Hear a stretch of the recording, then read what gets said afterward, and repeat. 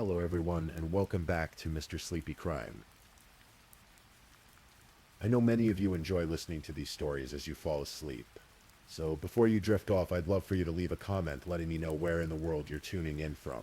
And if you're enjoying the story, don't forget to like and subscribe. It really helps the channel grow. Before we begin, I want to acknowledge that this story involves real people and real tragedies. We tell these stories not for entertainment, but to remember the victims and perhaps help others recognize the warning signs that could prevent similar tragedies. For the best experience, feel free to lower the volume a little, just enough to let the story gently carry you off to sleep. Alright, please get comfortable, dim the lights, and let's dive into tonight's first story. Tonight, we're traveling to Missouri, to the quiet towns along the Mississippi River. To a place where families grow, where people work hard, and where one woman tried desperately to build a safer life for herself and her 3 children. This is the story of Jacques Sue Waller, a mother of triplets who disappeared on a warm June day in 2011.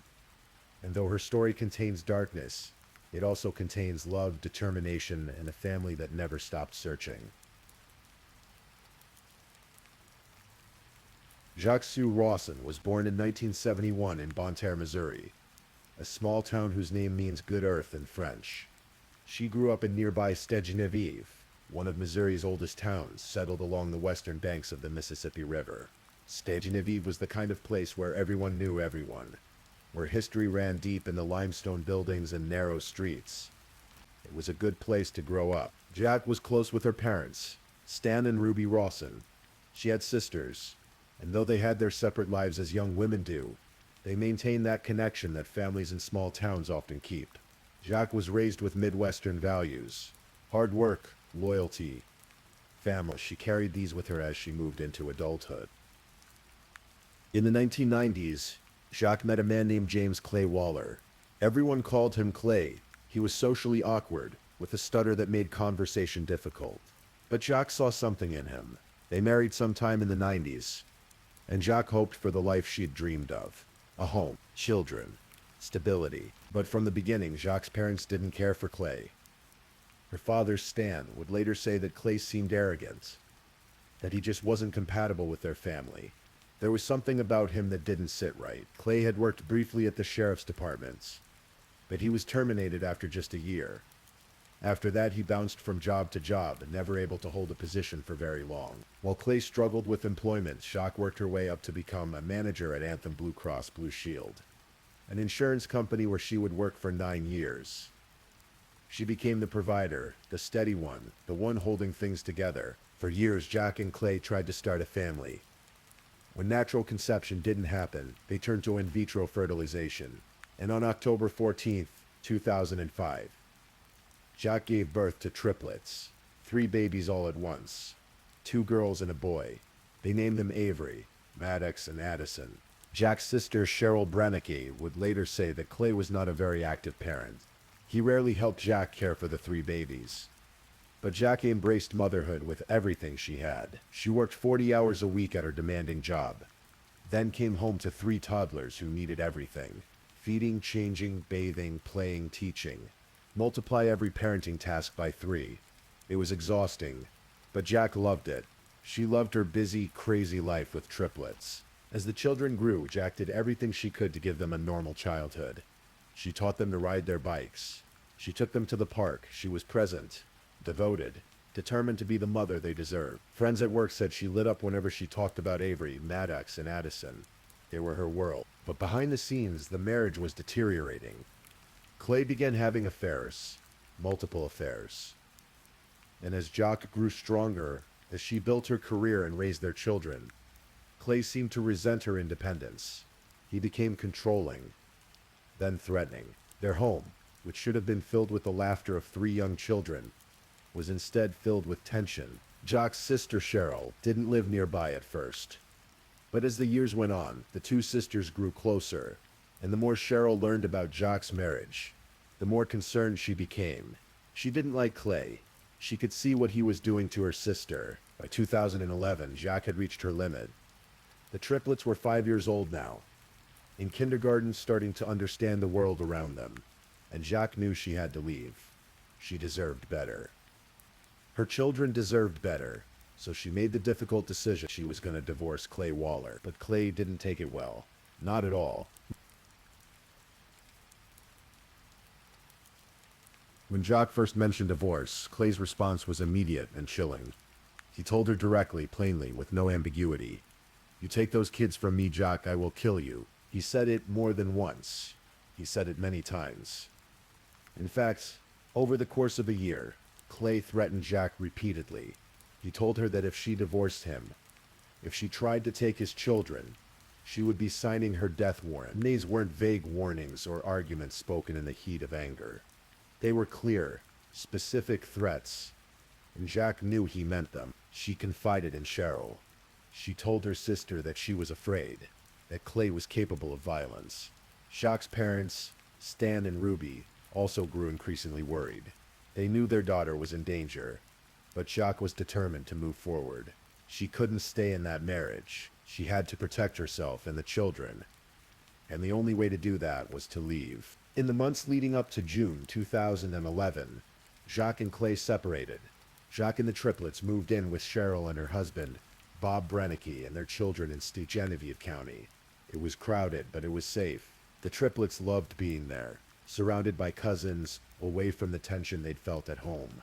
Jacques could breathe again. Clay, meanwhile, started dating someone new. He had a girlfriend, and from the outside it seemed like he was moving on. Maybe, Jacques thought, maybe this would be okay. Maybe he would let go. The divorce proceedings moved forward. Lawyers were hired, paperwork was prepared, and finally a date was set. June 1st, 2011. On that day, Jacques and Clay would meet with their divorce attorney to sign the final papers. And then it would be over. Jacques would be free. She even started dating someone new herself. She had a boyfriend, someone who treated her well, someone who made her feel valued. She and the triplets were planning to move to Farmington, Missouri to start fresh. A new life, away from Clay, away from the fear. The triplets would have a normal childhood. Jacques would have peace. June 1st was supposed to be the beginning of everything.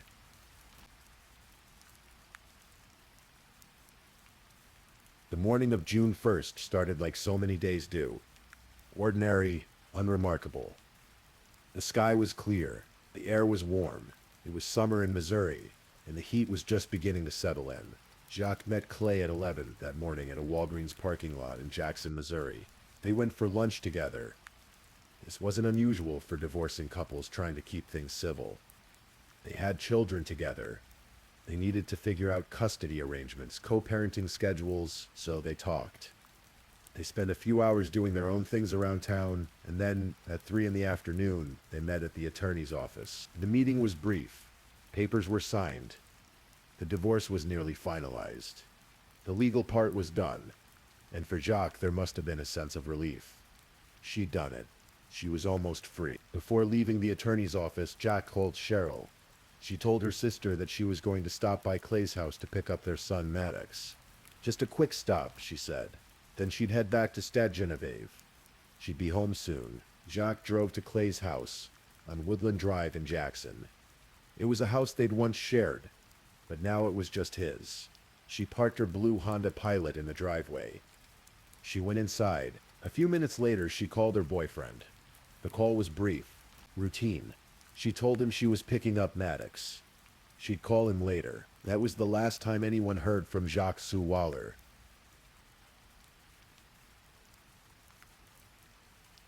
By 7 that evening, Cheryl was worried. Jacques should have been home by now.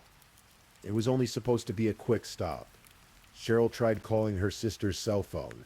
It went straight to voicemail. She called again and again.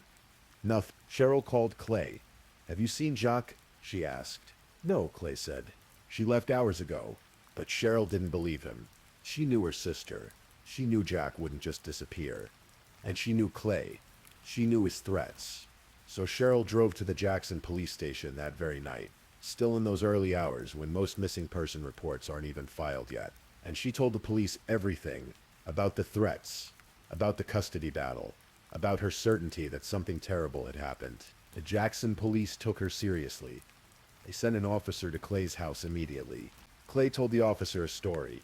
He said that Jacques had come to his house that afternoon, around 4, They talked about the divorce, but Jack got upset. She left on foot, he said.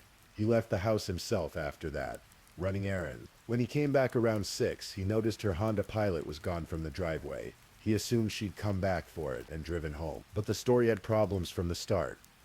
Why would Jack leave on foot and then come back for her car? Where had she walked to? And why hadn't anyone seen her? The next morning, June 2nd, a driver on Interstate 55 spotted Jack's blue Honda Pilot abandoned on the side of the road. It had a flat tire. The doors were unlocked. Jack's purse was inside. Her phone was inside.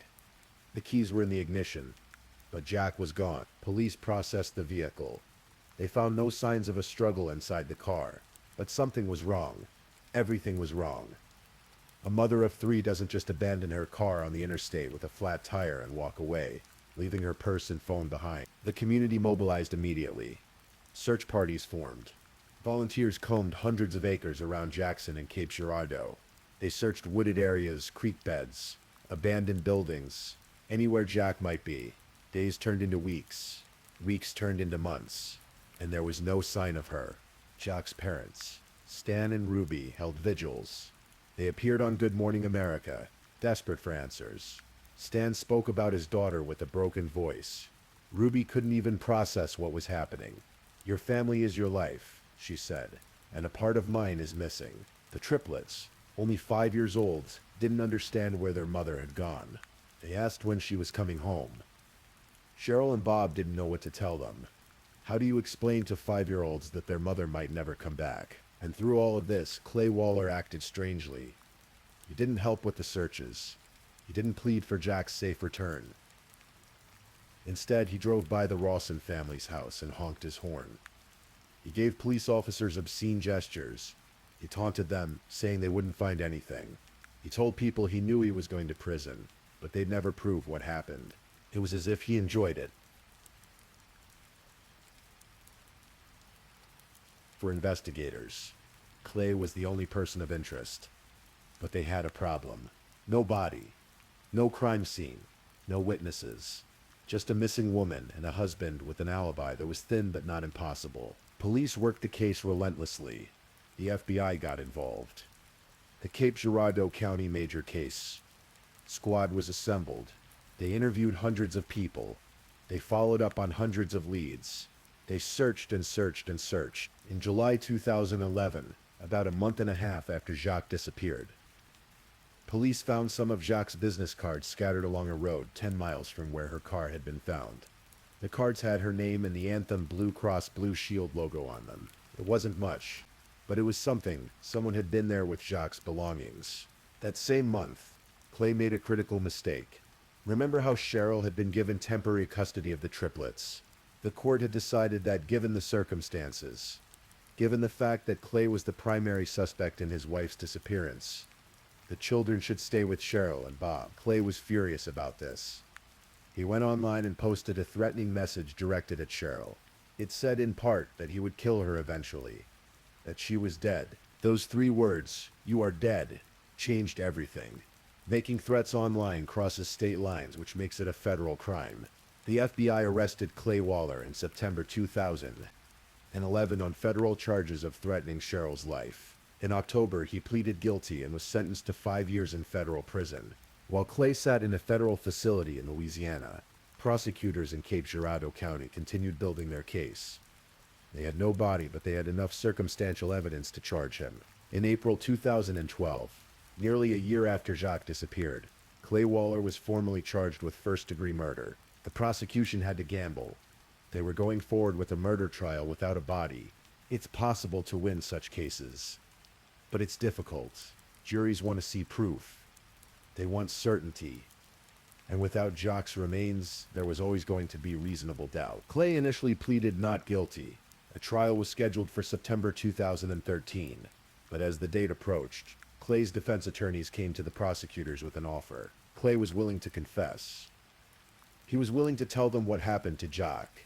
He was willing to lead them to her body, but only if they reduced the charge from first-degree murder to second-degree murder. First degree carried a potential life sentence.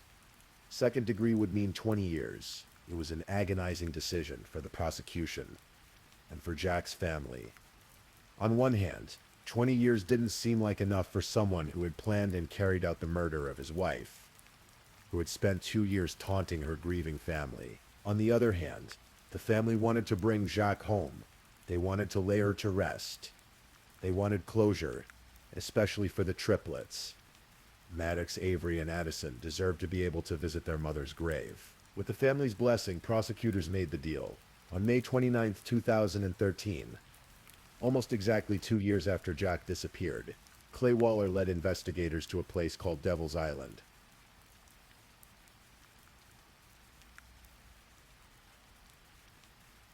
Devil's Island is not a tropical prison or an exotic location.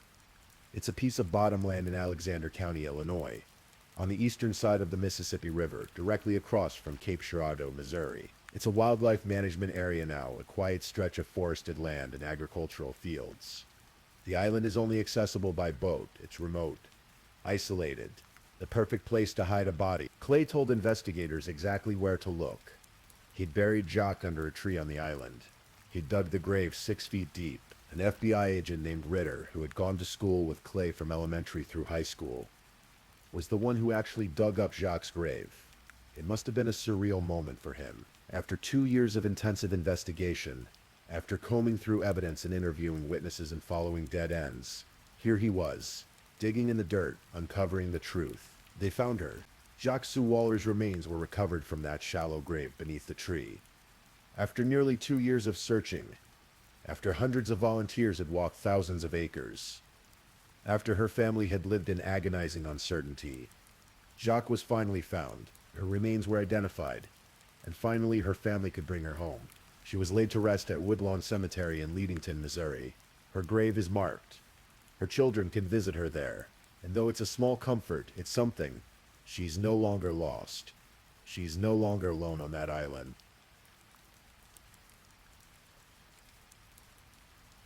On June 6, 2013, Clay Waller appeared in Cape Girardeau County Court. He pleaded guilty to second-degree murder, and as part of the plea deal, he had to confess in open court. He had to say what he'd done. Clay told the story, but like everything with Clay, the story was full of lies. He admitted that a year before the murder, when Jacques first mentioned divorce, he'd told her, "You take those kids from me, Jacques, I will kill you." He admitted he'd threatened her repeatedly, and he admitted that he'd planned ahead. On May 31st, 2011, the day before they met with the attorney, Clay took a boat across the Mississippi River to Devil's Island, and he dug a grave, 6 feet deep, beneath a tree, in soil that wouldn't be disturbed. He knew what he was going to do. But then Clay lied about how the murder actually happened. He claimed that after the meeting with the attorney, Jacques asked him for one last bang. He said they went back to his house and had sex.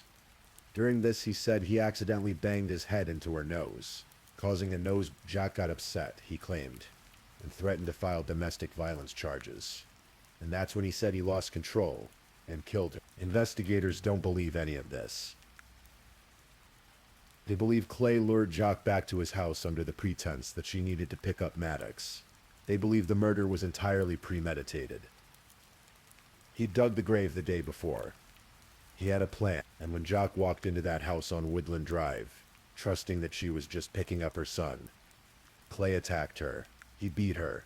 He strangled her. And then, according to his own confession, Clay put Jacques' body in a trash bin in the back of his pickup truck. Later that day, he took his girlfriend and one of the triplets to Toys R Us to buy a toy. While they shopped, while his girlfriend smiled and his son picked out a toy, Jacques' body was in the truck bed outside in the parking lot. After the trip to the toy store, after his girlfriend went home, Clay drove to Cape Girardeau. He put Jacques' body in his boat. He crossed the river to Devil's Island, and he buried his wife in the grave he dug the day before. Then he drove her Honda Pilot to Interstate 55, let the air out of one tire, abandoned the vehicle, and walked away. For 2 years, he kept his secret. For 2 years, he taunted Jacques' family. He knew where she was the entire time. In court, Clay showed no remorse. He never apologized. He blamed Jacques for provoking him. He blamed her for wanting a divorce. He blamed her for everything except what he'd actually done. which was murder her in cold blood. The judge, Judge Lewis, did not mince words. He told Clay directly, "This is not what you deserve, but it will have to do." Sheriff John Jordan of Cape Girardeau County called the day bittersweet. Sweet because Clay was finally confessing publicly. Bitter because 20 years didn't feel like justice. But perhaps the most powerful moment in the courtroom came from Clay's son, Maddox. At just 7 years old, Maddox had written a victim impact statement. It was read aloud in court. Even at that young age, Maddox understood what his father had done, and he wanted his father to know exactly how he felt. Nearly everyone in the courtroom was visibly moved by the boy's words. Tears were shed, hearts broke. Everyone perhaps except Clay Waller. He sat there, stone-faced, unmoved by his own son's pain. Cheryl Brennicke, Jacques' sister, also spoke in court. She had been granted custody of the triplets and was in the process of adopting them with her husband Bob. She looked at Clay and said, "We only got to bury her because it benefited you, not because you care so much about your own children and when they were suffering, but because it benefited you." She was right. Clay only revealed where Jacques was buried because it got him a lighter sentence. Not because he felt guilty. Not because he wanted to give the children closure. Only because it helped him. Clay Waller was sentenced to 20 years in prison for second-degree murder. His sentence would run concurrently with the 5 years he was already serving for the federal threat charges. He would be eligible for parole eventually, but the story didn't end there.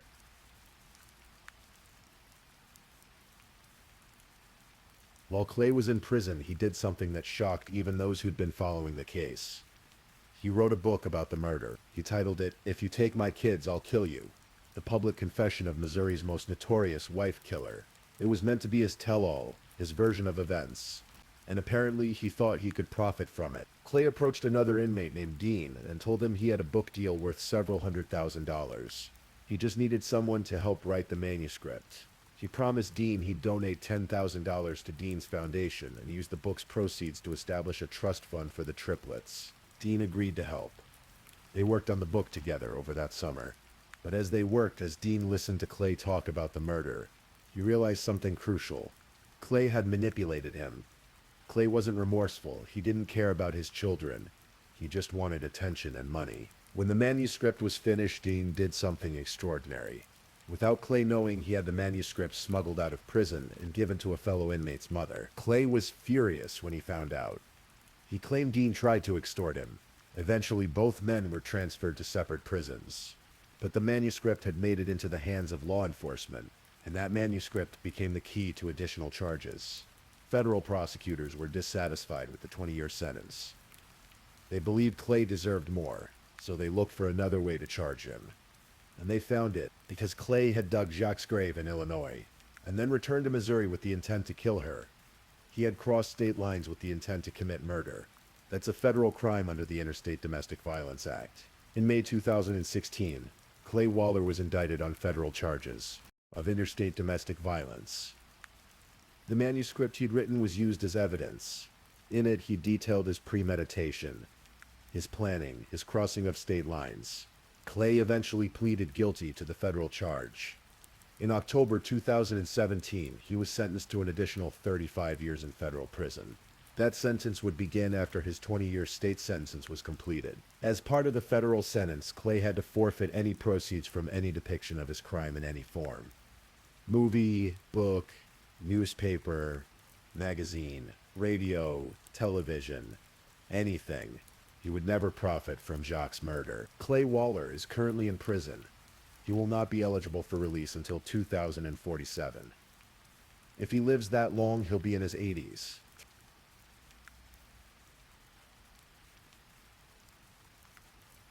Throughout all of this, through the disappearance and the investigation and the confession and the trials and the sentencing, 3 children were growing up without their mother. On November 12, 2013, a day chosen for being easy to remember, Cheryl and Bob Brennicke officially adopted Maddox, Avery, and Addison. They called it Gotcha Day. The triplets, who were 8 years old by then, finally had permanent stability. They had a family who loved them, who wanted them, who would raise them with all the care Jacques would have given them herself. Cheryl kept Jacques' memory alive. She talked about Jacques with the children. She showed them pictures. She told them stories about their mother, about how much she loved them, about how hard she worked to give them a good life, about how brave she was. The triplets attended their mother's vigils when they were young. They were photographed at events. These three small children caught in the middle of a tragedy. The community watched them grow up. People recognized them everywhere they went. Even years later, when they got jobs in high school, customers would see them and say something about their mother.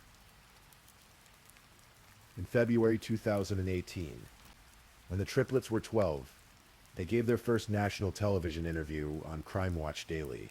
It was the first time they'd really spoken publicly about what had happened. They talked about their memories of their mother, which were fading now, softened by time.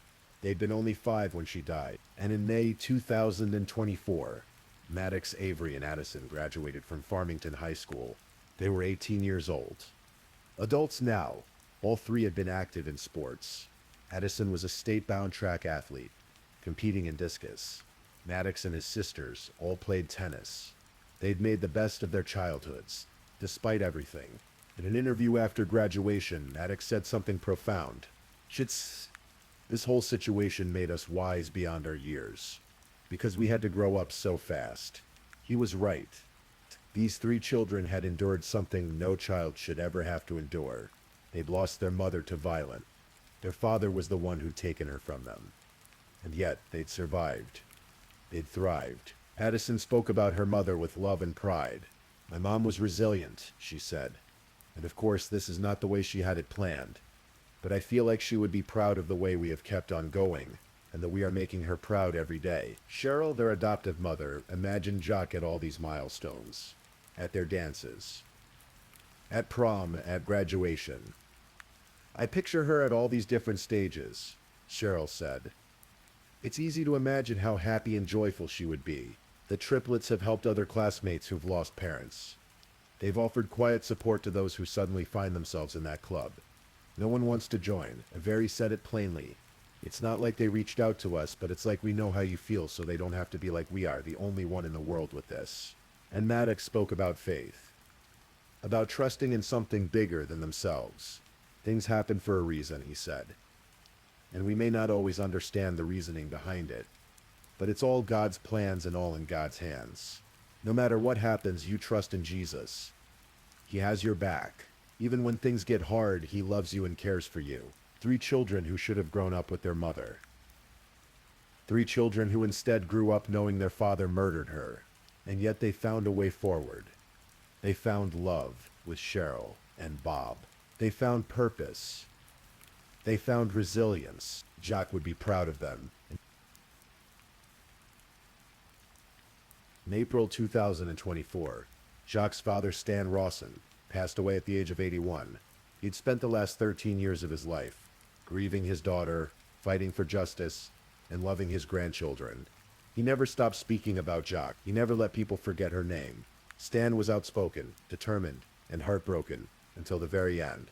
He's at rest now, and one hopes he's with Jacques again, wherever that may be. This case became one of Missouri's most notorious murder cases. It was covered in multiple true crime documentaries and news specials. People across the country followed the story of the mother of triplets who disappeared, the husband who taunted police, the family that never gave up, and the children left behind. But beyond the headlines, beyond the documentaries, beyond the courtroom drama, this is really a story about a woman who tried to leave an abusive marriage. Jacques knew Clay was dangerous. She knew he'd threatened to kill her, and still she had to try. She had to get herself and her children to safety. She did everything right. She confided in her family. She worked with attorneys.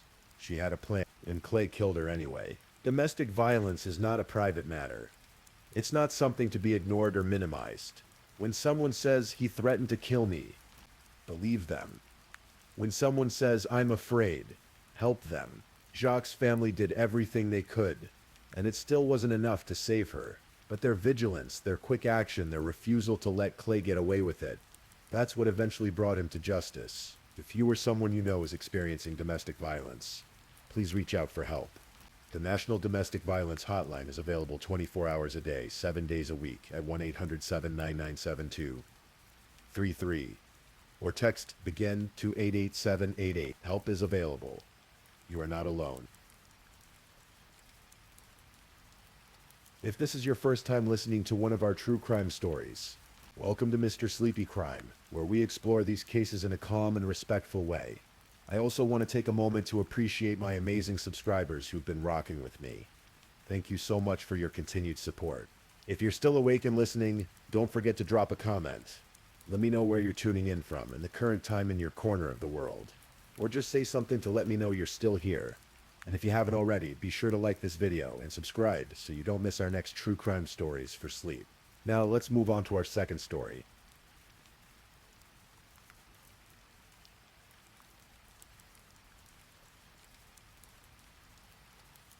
Story 2. Tonight I'll tell you a story. A story about a sunny morning in Florida. About a marriage that lasted only 6 months. About cameras hidden in cars and a crime scene that never was. This is the story of Mike DiPolito, and the morning his world turned upside down. In the summer of 2008, in the warm palm-lined streets of Boynton Beach, Florida, two people met under circumstances neither would probably admit to their families. Michael DiPolito was a man in his late 30s, a self-employed marketer with a complicated past. He had served time in federal prison years earlier for an investment fraud scheme that had cost investors nearly $200,000. When he walked out of those prison gates, he carried with him a probation sentence that would stretch all the way to the year 2032. Mike was married at the time, living what appeared to be a settled life. But something was missing. Through a website that connected clients with escorts, he met a young woman named Dahlia Muhammad. She was 26 years old, beautiful, with long dark hair and striking green eyes. Dahlia had been raised in New York by an Egyptian father and Peruvian mother before her family relocated to Florida when she was 13. After graduating from high school in the year 2000, she had tried her hand at real estate but found more lucrative work as an escort. The connection between Mike and Dahlia was immediate and electric. What began as a business arrangement transformed into something else entirely. Mike fell deeply, completely in love. Dahlia was unlike anyone he had ever known. And for Mike, who had made his share of mistakes in life, she represented a fresh start, a second chance at happiness.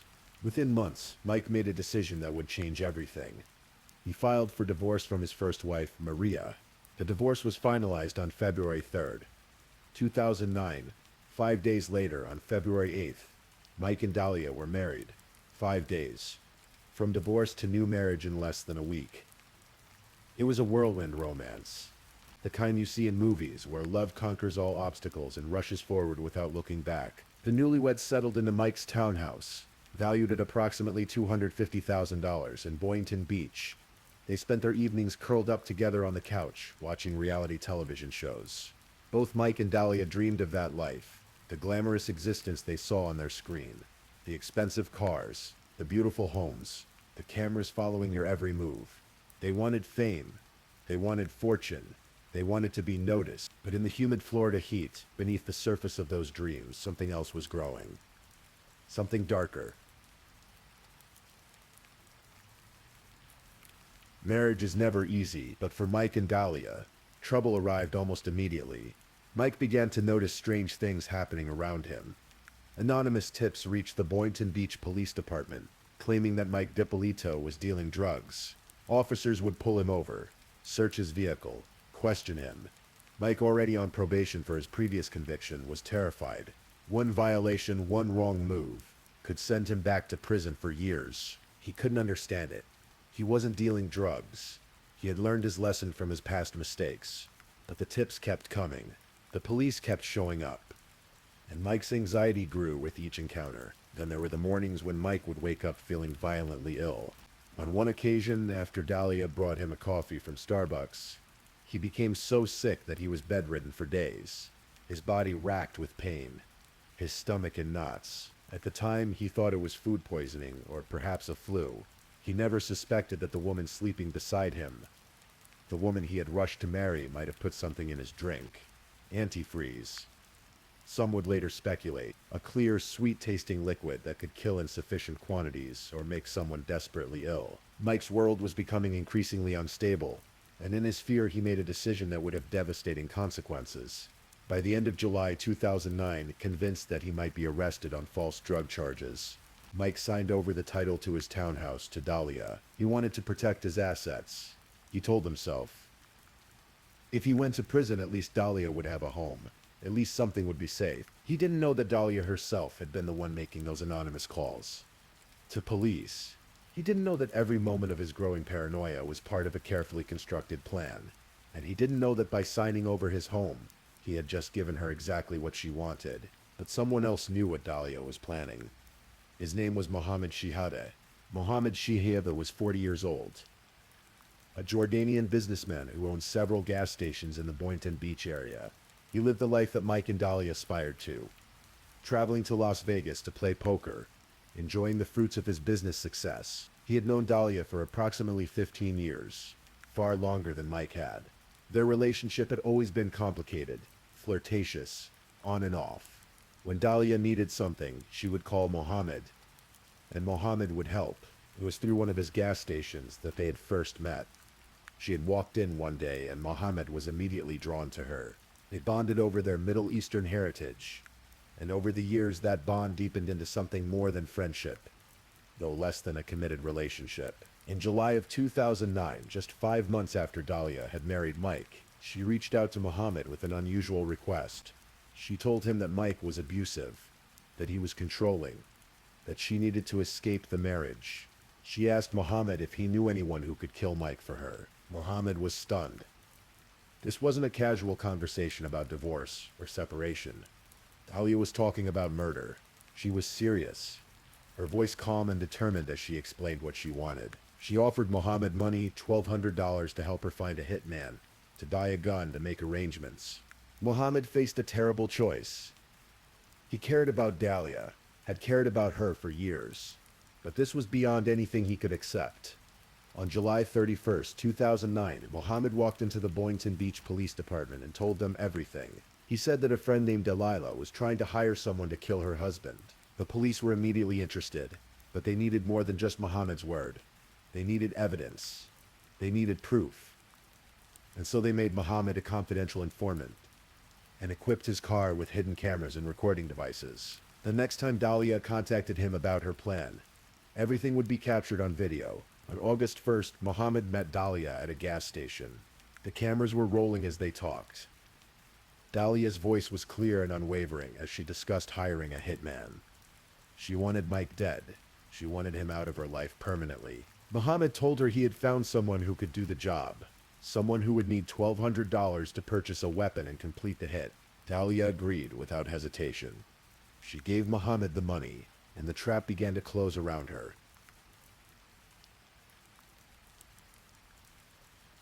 The Boynton Beach Police Department now had Dahlia on camera, discussing murder, handing over money for a weapon, clearly demonstrating intent.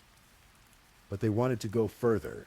They wanted to catch her in the act, to create a case so airtight that there could be no doubt, no escape. They contacted an undercover detective named Woody Jane and asked him to pose as a hitman. On August 3rd, 2009, Dahlia met with Detective Jane at a CVS parking lot. She didn't know cameras were recording everything. She didn't know that the man sitting across from her was a police officer. In that parking lot, over the course of 23 minutes, Dahlia sealed her fate. The video shows her discussing the murder in chilling detail. She wanted Mike killed while she was at the gym, she explained. That way she would have an alibi. The hitman should make it look like a burglary gone wrong. Break into the house, shoot Mike, make it appear random. Detective Jean, staying in character, asked her specific questions. Was she certain about this? Did she understand what she was asking him to do? He told her he would shoot Mike twice in the head. He told her that once they proceeded, there would be no turning back, no opportunity to change her mind. Dahlia nodded along, her face calm. She told him she was 5,000% sure she wanted Mike dead. When asked about payment, she agreed to $7,000 total. She also suggested an alternative plan. The hitman could follow Mike to a bank, wait for him to withdraw $10,000, kill him, and take the money as payment. Mike would in effect finance his own murder. The police now had everything they needed, but they decided to go even further to create a moment so dramatic, so theatrical, that it would become one of the most infamous sting operations in recent American history. It happened that the reality television show Cops was filming in Boynton Beach at that time. The police made an arrangement with the show's producers. They would stage a fake murder scene at Mike and Dahlia's home, and the cameras would be there to record Dahlia's reaction when she was told her husband was dead.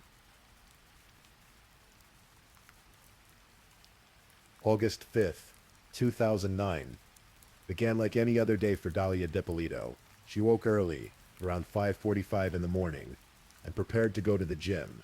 Mike was still recovering from recent surgery, so he stayed in bed as Dahlia gathered her things. She kissed him goodbye, walked out to her car, and drove the short distance to the gym.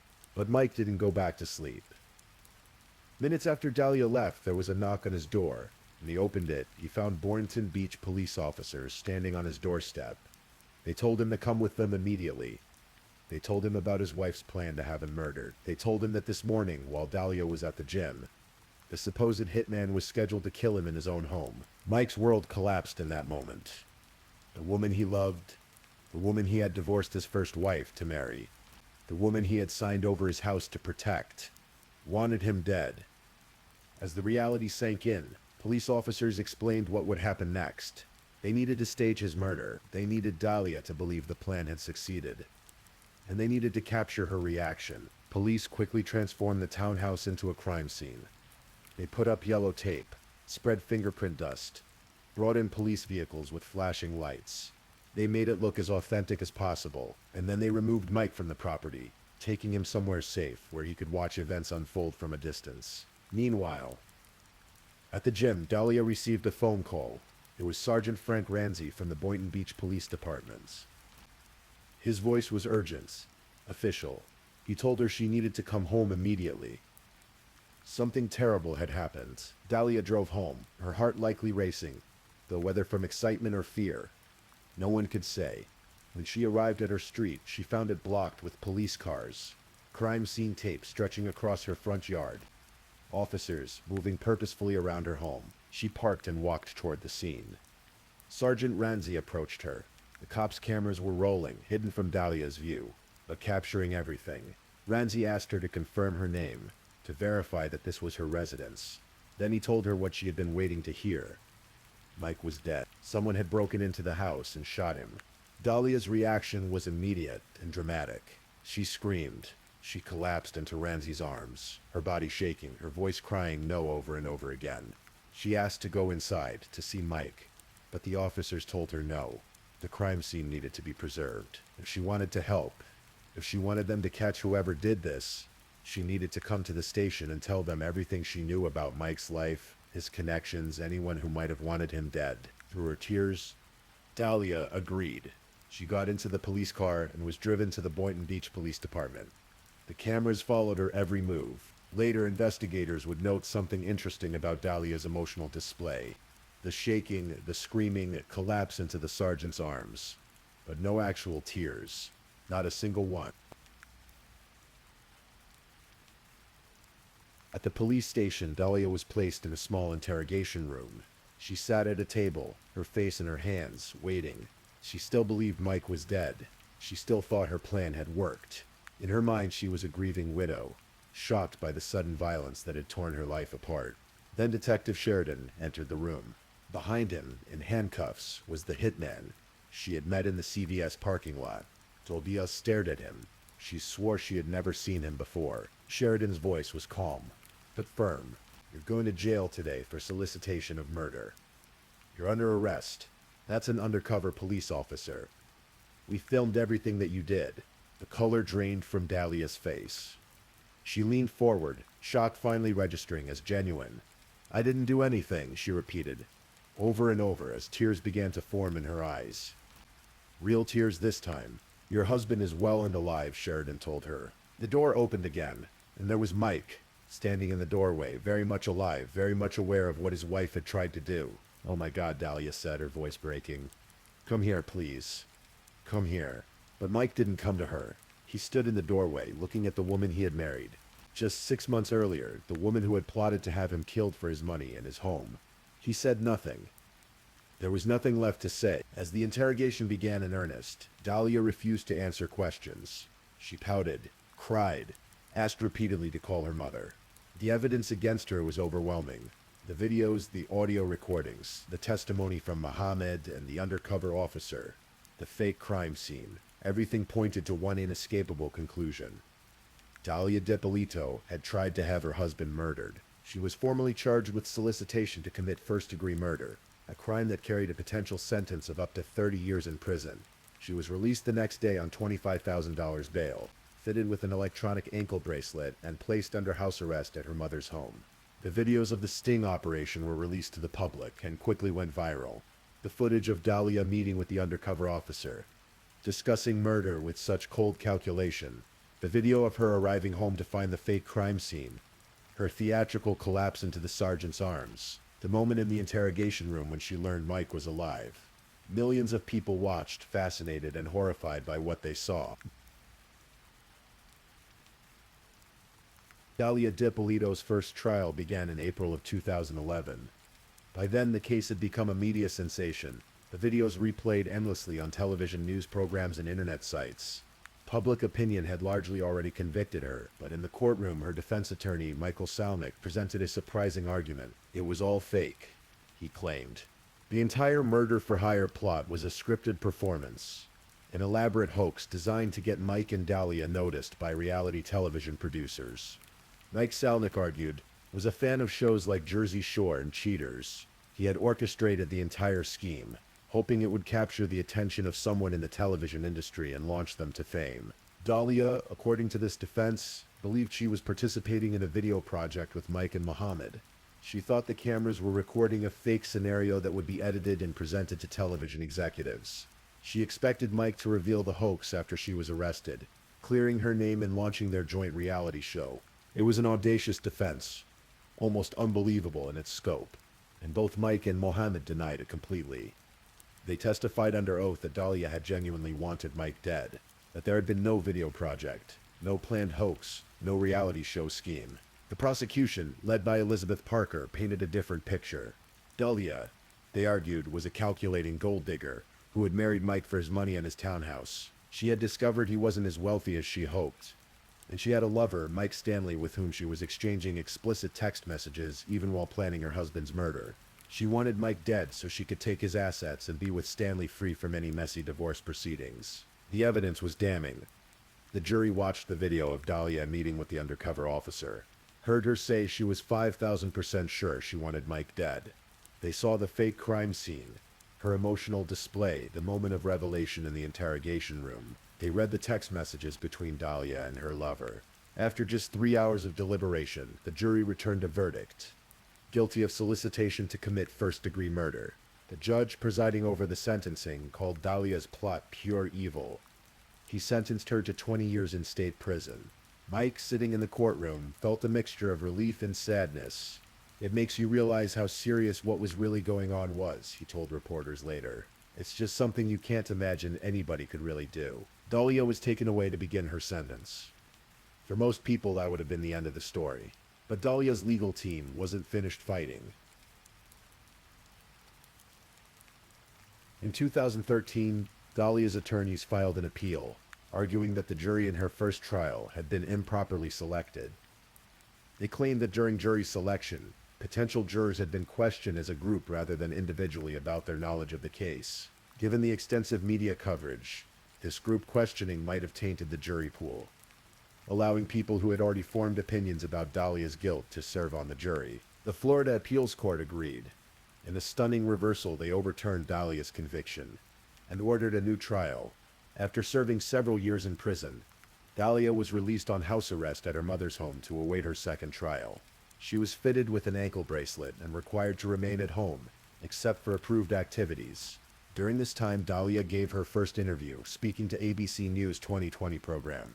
There were strict conditions on what questions could be asked, but Dahlia maintained her innocence. She insisted that the murder-for-hire plot had been a hoax, that she had been acting, that she expected Mike to reveal the truth before things went too far. Her second trial began in December of 2016. This time, her defense team, led by attorney Brian Claypool, took a more aggressive approach. They didn't just claim it was a hoax. They attacked the Boynton Beach Police Department itself, arguing that officers had been more interested in creating dramatic television content for cops than conducting a proper investigation. They suggested that police had manipulated evidence, destroyed records, and pressured Mohammed into becoming an informant. They pointed out that Mohammed had a troubled history of his own. In March of 2017, just months before he would testify at Dahlia's third trial, Mohammed had been found unconscious outside a motel room where a woman had died of a drug overdose. Police had investigated but filed no charges. His credibility, the defense argued, was questionable, but the prosecution maintained their position.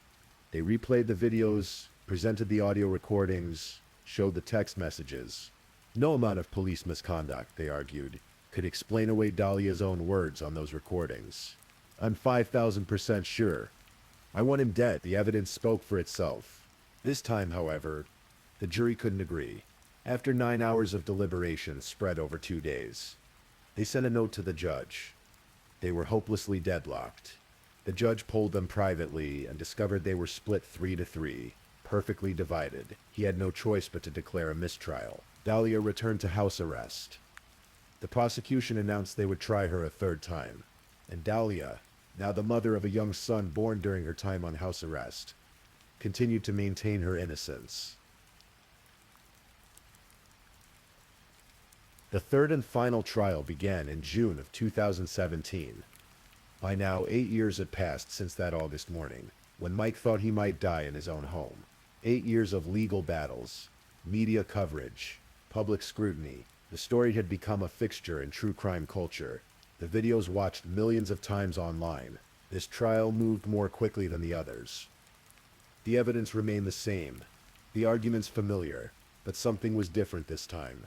The jury, selected carefully after 2 previous trials, seemed to view the case with fresh clarity. On June 16th, 2017, after just 90 minutes of deliberation, they returned with their verdict: guilty of solicitation to commit first-degree murder. Dahlia showed little visible reaction. She had been through this before, after all. But this time there would be no appeal based on jury selection. This time, the conviction would stand. On July 21st, 2017, Dahlia appeared before Circuit Judge Glenn Kelly for sentencing. Mike was there testifying about the impact of Dahlia's plot on his life. Prosecutors argued for the maximum sentence, describing Dahlia as manipulative, calculating, dangerous. They recounted how she had acted in a cold, sophisticated manner, putting a plan in place to kill Mike while maintaining an alibi. Dahlia's attorney, Craig Rosenfeld, argued for probation, calling Dahlia's actions the worst moment of her life, and insisting she had lived an otherwise exemplary life. He asked the judge to show mercy, to consider that Dahlia had a young son who needed his mother. But Judge Kelly's decision was firm. He noted that Dahlia had acted in a cold and calculated manner, that she had been manipulating multiple people in her effort to have Mike killed, that she had shown no genuine remorse. He sentenced her to 16 years in state prison. Dahlia was taken from the courtroom and transported to Lowell Correctional Facility in Ocala, Florida. Her projected release date was set for February 21st, 2031, though with good behavior and other factors, that date could potentially change. Her defense team immediately began planning appeals, but the Florida Supreme Court rejected her case in 2019. In February of 2020, the United States Supreme Court declined to hear her appeal. The legal battle, it seemed, was finally over. Mohammed Shahed, the man who had first alerted police to Dahlia's plots, struggled after the trials ended. His testimony had been crucial in securing Dahlia's conviction, but it had come at a personal cost. He had lost a longtime friend. He had been thrust into the public eye. His own demons, including drug abuse, continued to haunt him. On October 24th, 2021, Mohammed was found dead in his apartment in Sebring, Florida, about 80 miles south of Orlando. His brother discovered him after family members couldn't reach him for 2 days. Police found no signs of foul play, and the exact cause of death was not made public. He was 40 years old. Mike DiPolito, meanwhile, tried to rebuild his life. He found love again with a woman named Gloria, whom he met at a restaurant. They connected, began dating, and eventually Mike proposed. In interviews, he spoke cautiously about his happiness.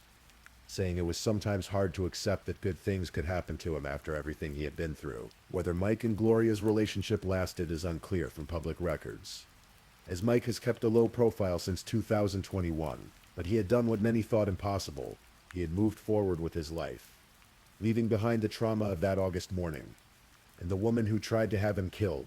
As for Dahlia, she remains in Lowell Correctional Facility. Her attorney, Brian Claypool, continues to describe her as the most misunderstood woman in the United States, insisting that the public perception of her doesn't match the person he knows. In interviews from prison, Dahlia has maintained her resilience, relying on her faith to cope with incarceration. She gets occasional visits from her son, who lives with her mother. The separation from her child is painful. She has said in interviews, heartbreaking in ways that are difficult to describe. She continues to insist on her innocence, continues to claim that the videos show her acting, that the entire situation was a misunderstood attempt at reality television fame. But the videos remain accessible to anyone with an internet connection. The moment when Dahlia tells the undercover officer she's 5,000% sure she wants Mike dead.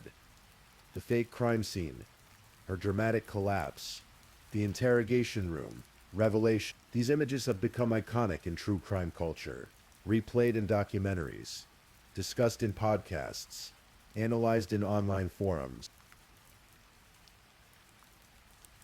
And so we come to the end of this story, a story about a marriage that lasted 6 months, a murder plot that was captured on camera, and a legal battle that stretched across 8 years and 3 trials. It's a story about dreams of fame and fortune, about manipulation and betrayal, about the lengths one person might go to get what they want. Was Dahlia DiPolito truly trying to have her husband killed? The evidence suggests yes. 3 juries, across 3 separate trials, heard that evidence and reached the same conclusion. The videos don't lie, prosecutors argued. Her own words, captured on camera, told the truth about her intentions.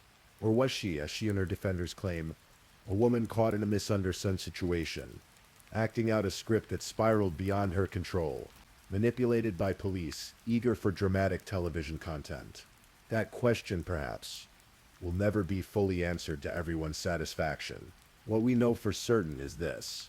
On August 5th, 2009, Mike DiPolito woke up expecting an ordinary day and instead learned that his wife of 6 months had orchestrated a plan to have him killed.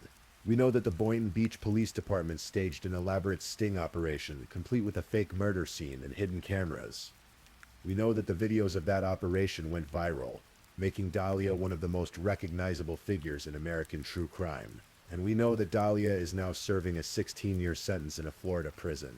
The townhouse where Mike and Dahlia once watched reality television together, dreaming of fame, still stands in Boynton Beach. The CVS parking lot where Dahlia met with the undercover officer remains unchanged. The beach is still there, waves still lapping against the shore under the Florida sun. But for the people involved, nothing will ever be quite the same. Mike carries the knowledge that someone he loved wanted him dead. Dahlia carries the weight of her conviction, and the years stretching ahead of her in prison. Mohammed Shihadeh is gone, taking whatever inner truth he knew about that summer to his grave. The case of Mike DiPolito reminds us that reality television dreams can turn dark, that marriage, entered into quickly and without full knowledge of the other person, can hide dangerous secrets, that the cameras we think will make us famous might instead capture our darkest moments for the world to see forever. And sometimes when the police knock on your door early in the morning with news that changes everything, the person you need to fear most is the one sleeping beside you. If you're still awake and listening, check whether you've left your little goodnight comment. I always check your comments before I sleep too. And if you haven't already, don't forget to like this video and subscribe so you don't miss our next true crime stories for sleep. Meanwhile, let's move on to our third story.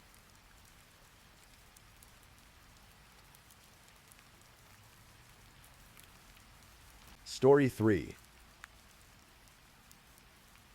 Tonight, let me tell you a story. A story that unfolded in the quiet neighborhoods of Tucson, Arizona, where the desert sun beats down during the day, and the nights bring a cool stillness that blankets the city. This is a story about a man who lived boldly, worked hard, and made both friends and enemies along the way. It's about the moment when someone's jealousy and rage turned deadly, and how the careful work of investigators slowly unraveled the truth. Let me take you back to the summer of 2016, when a morning that should have been ordinary became the beginning of something tragic.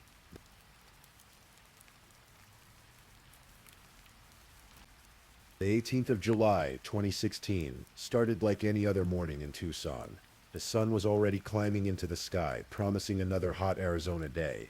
But for Christina Trepanitis, something felt wrong from the very first moment she woke up. Christina, who went by Christy, had been engaged to Nicholas Morales for several months. She had waited 40 years to find the right person. She would later say, and when she met Nick, she knew he was the one. They were planning their wedding, talking about their future together, building a life. Every morning Nick would text her. It was part of their routine, a small gesture that connected them even when they weren't together. But that morning there was no text, no call, nothing. Christy tried to push away the worry, and maybe he overslept, maybe his phone died. But as the morning wore on and she still heard nothing, the unease grew stronger. She called him, once, twice. No answer. She tried his work phone. Still nothing. By mid-morning, she couldn't ignore the gnawing feeling in her stomach anymore. She got in her car and drove to Nick's house. A comfortable home in a quiet Tucson neighborhood. She had a key. She let herself in, calling his name as she walked through the rooms. The house was quiet. Too quiet. She made her way to the master bedroom. And that's when her world shattered. Nick was lying on the floor, naked, motionless. There was blood. So much blood, and holes, bullet holes, in his body and the walls, everywhere. She later told investigators that she zeroed in on him immediately, and in that instant she knew. The man she was supposed to marry, the man she had waited her whole life to find, was gone. Her hands shaking, she called 911. Her voice was breaking as she told the dispatcher what she had found. The man she loved, dead, riddled with bullets in his own bedroom. When detectives from the Pima County Sheriff's Department arrived at the scene, they were met with a brutal picture. Nicholas Morales, 45 years old, a former United States Marine, lay dead in his bedroom. He had been shot 8 times. 8 times. One of those bullets had struck him directly in the middle of his forehead, a fatal shot that would have ended his life almost instantly. The investigators counted 11 shell casings scattered around the room. The walls were pocked with bullet holes, suggesting that Nick may have tried to move, tried to escape his attacker, but there had been no escape. This wasn't a crime of passion that spiraled out of control. This was an execution. But there was more. A large piece of the bedroom rug was missing, clearly cut away. There was blood on a broken window pane. The floor was sticky in places and smelled strongly of mouthwash, as if someone had tried to clean up, tried to wash away evidence. And yet, despite the violence, despite the 8 shots fired, none of Nick's neighbors had reported hearing gunshots. One neighbor mentioned hearing an odd noise, maybe around 4 in the morning, but they hadn't been sure what it was. Detective Jennifer Garcia took charge of the investigation. This was her first major homicide case, and it would prove to be one of the most complex she would ever work. As she stood in that bedroom looking at the scene, one thing became clear. Whoever did this had planned it. They had used a silencer to muffle the shots. They had tried to clean up afterward, and they had known exactly when and how to strike. But why? And who? To understand who would want Nick Morales dead, the investigators had to understand who he was. And Nicholas Morales was, by all accounts, a man of contrasts. Born on November 13th, 1970. Nick grew up outside Tucson with his 2 brothers, John and Jason, and his sister, Jessica. He was the prankster of the family, always getting into trouble or getting his siblings into trouble. His brother, John, who was just 18 months older, would later remember Nick as his partner in crime, his closest friend. They had each other's backs, always. When Nick turned 18, he did what his brother had done before him. He enlisted in the United States Marine Corps. He served for just under 4 years. And during that time he saw combat. He was deployed during the Gulf War, and his service earned him the Southwest Asia Service Medal, the Kuwait Liberation Medal, and the Combat Action Ribbon. He was a Marine through and through, tough, disciplined, and fearless. After leaving the military, Nick came home and built a civilian life. He got married, became a father to his son, Nicholas Jr. He pursued a career in aviation, starting out as an aircraft mechanic and working his way up. By 2016, he was the director of maintenance at Marana Aerospace Solutions, a position that put him in charge of a large team and a lot of responsibility. But Nick's leadership style was not for everyone. He was demanding. He was direct. If you weren't doing your job, he would let you know. Some people respected him for it. They appreciated his no-nonsense approach, his dedication to getting things done right, but others found him difficult, abrasive even. He made enemies at work, people who felt humiliated or belittled by his management style. And then there was his personal life. Nick was, to put it simply, a ladies' man. After his marriage ended, he dated several women, often from his workplace. He was charming, confident, charismatic, but he also left a trail of broken hearts. Women who felt used, discarded. His relationships were complicated, messy, and they created tension in an already high-pressure environment. By the time he met Christy, he seemed ready to settle down. He proposed, and she said yes. They were planning their future together, but the ghosts of his past, both professional and personal, were still there, lurking in the shadows. And one of those ghosts, the investigators would come to learn, had decided Nick needed to pay. When Detective Garcia began interviewing people in Nick's life, she quickly realized this case wouldn't be simple. Nick had enemies. A lot of them. There were the ex-girlfriends. 2 women in particular had been involved with Nick in the months before his death. Jessica Stillwell and another woman named Claudia Banks. Both of them had been hurt by Nick. Both had reasons to feel angry. But as Garcia dug deeper, neither of them seemed to fit. They had alibis. And more importantly, there was no physical evidence connecting them to the crime. Then there were Nick's co-workers. Several people at Marana Aerospace Solutions had complained about him. He was tough on his employees, and some of them had filed grievances. One person stood out almost immediately: James Lappin. James was a safety inspector at Marana Aerospace. He was 35 years old, married, and by all appearances living a normal life. But his relationship with Nick had been tense for a long time. James had filed a formal complaint against Nick just 11 days before the murder. He said Nick had reprimanded him for parking in a restricted area and for using a personal tablet during work hours. James felt Nick was out to get him, that Nick was making his life miserable. But there was something else, something even more personal. James was having an affair with Jessica Stillwell, Nick's ex-girlfriend. Jessica and Nick had dated briefly, but it ended badly.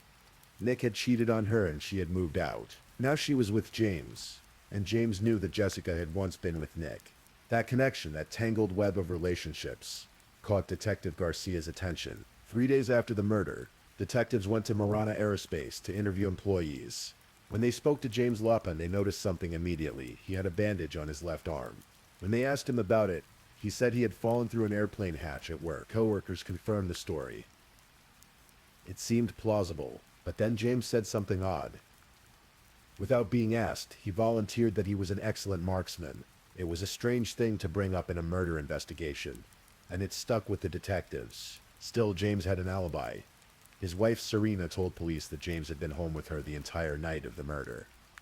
Asleep in bed beside her, with no concrete evidence and a solid alibi, the investigation stalled. Days turned into weeks, and Garcia and her team felt the weight of the case pressing down on them. They had suspects, but no proof. They had theories, but no answers. And then Nick's brother John did something that changed everything. John Morelos couldn't sit still while his brother's killer walked free. He started asking questions, talking to people, doing his own investigation. And one day someone told him something that made his blood run cold. James Lappin had been seen at a shop, trying to buy a tool to repair a gun silencer. John immediately called Detective Garcia and told her what he had learned. Garcia knew this was the break they needed. She obtained a search warrant for James Lappin's home. When investigators arrived at James's house, they found a treasure trove of evidence. There were 18 boxes of .45 caliber bullets, the same type of ammunition used to kill Nick. There were 2 spent shell casings that matched the ones found at the crime scene. There was an empty box for a silencer. And perhaps most damning of all, there was a pair of work pants with blood on them. hidden on top of a cupboard. They also searched James's van. Inside, they found carpet fibers that matched the missing piece of rug from Nick's bedroom. The physical evidence was overwhelming. But there was still one problem: Serena's alibi. She had sworn her husband was home that night, but as the investigation continued, cracks began to appear in that story. Serena Lapin was a sergeant first class in the Army, a strong woman, an alpha female. As she described herself, she had met James at a dance class, and despite her initial reluctance, he had pursued her relentlessly until she agreed to go out with him. They got married and had 2 children together, but their marriage was not what it appeared to be. From the outside, James was controlling, he was abusive. Serena was afraid of him. When detectives came back to interview her again, this time with the evidence they had found in James's home, Serena broke. She couldn't keep lying. Not anymore. She admitted that she had lied about James being home that night.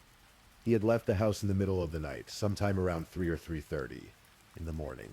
When he came back just before dawn, his arms were covered in blood. He told her he had cut himself on glass. He made her promise not to tell anyone, but she knew.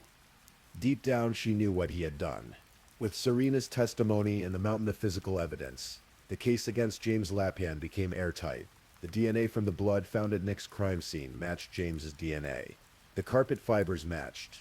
The shell casings matched. Everything pointed to one man, James Lapin. As the trial approached, prosecutors began to piece together the full picture of what had happened and why. James Lapin had been jealous of Nick Morellis for a long time. Nick was everything James wasn't. Confident, charismatic, successful with women. James had filed complaints about Nick at work, but nothing had changed. If anything, it seemed like Nick only got tougher on him. And then there was Jessica. James was in love with her, but he knew she had been with Nick. He knew that Nick had been with other women from their workplace too. In James's mind, Nick was the problem. Nick was the one who needed to be dealt with. So James made a plan. He had asked Jessica about Nick's dog, Smokey, a pit bull who was protective of Nick.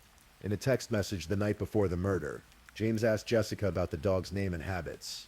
She told him Smokey was let out every morning at 4 a.m. On the night of July 17th, going into the early morning of July 18th, James left his house. He drove to Nick's home. He climbed onto the roof of the back patio, positioning himself outside Nick's bedroom window.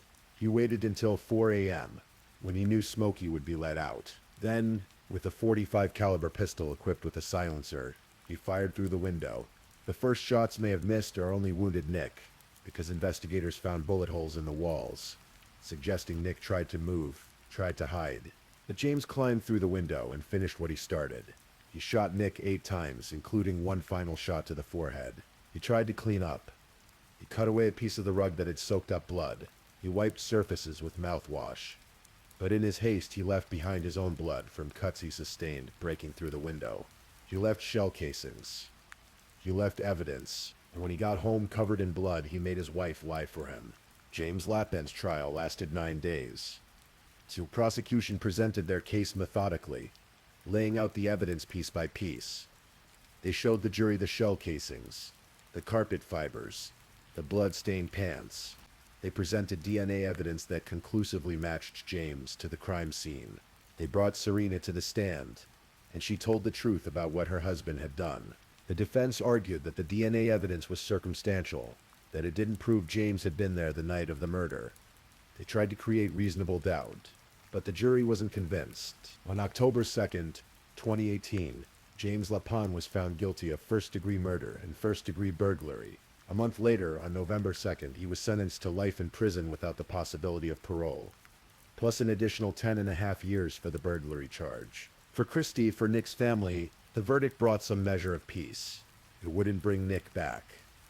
It wouldn't undo the horror of that morning when Christy found the man she loved dead on the floor. But it meant that justice had been served.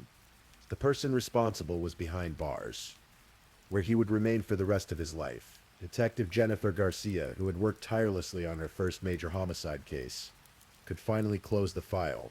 She had done what she set out to do. She had found the truth. James Lapin is currently incarcerated at the ASP Red Rock Correctional Center in Eloy, Arizona. He has moved from maximum security to medium security over the years, And according to prison records, he has participated in various programs, peer relationships, communication skills, individual change. He even worked handling board games at one point, an oddly normal task in such an abnormal place. But no amount of programming, no amount of time will ever erase what he did. Nick Morelos was 45 years old when he died. He was a father, a brother, a fiancé. He was a Marine who had served his country, a man who built a career, who lived life on his own terms. He wasn't perfect. He made mistakes. He hurt people. But he didn't deserve what happened to him. Christy Trepanitis, as of 2023, still works as a clinical dietitian in Tucson. She has moved forward with her life, but those who know her say she still carries Nick's memory with her. She waited 40 years to find him, and in the end she had him for only a short while. The case reminds us that violence can erupt from the smallest seeds of resentments, jealousy, and rage. A workplace grudge, a romantic rivalry, bruised egos, and broken hearts. Sometimes these things fade, and sometimes they turn deadly. Please, I'm just putting it out there. If you're still awake and listening, drop a comment. Let me know where you're tuning in from, the time in your part of the world, or just say something to let me know you're still with me. And of course, if you haven't already, like this video and subscribe so you don't miss the next true crime story for sleep.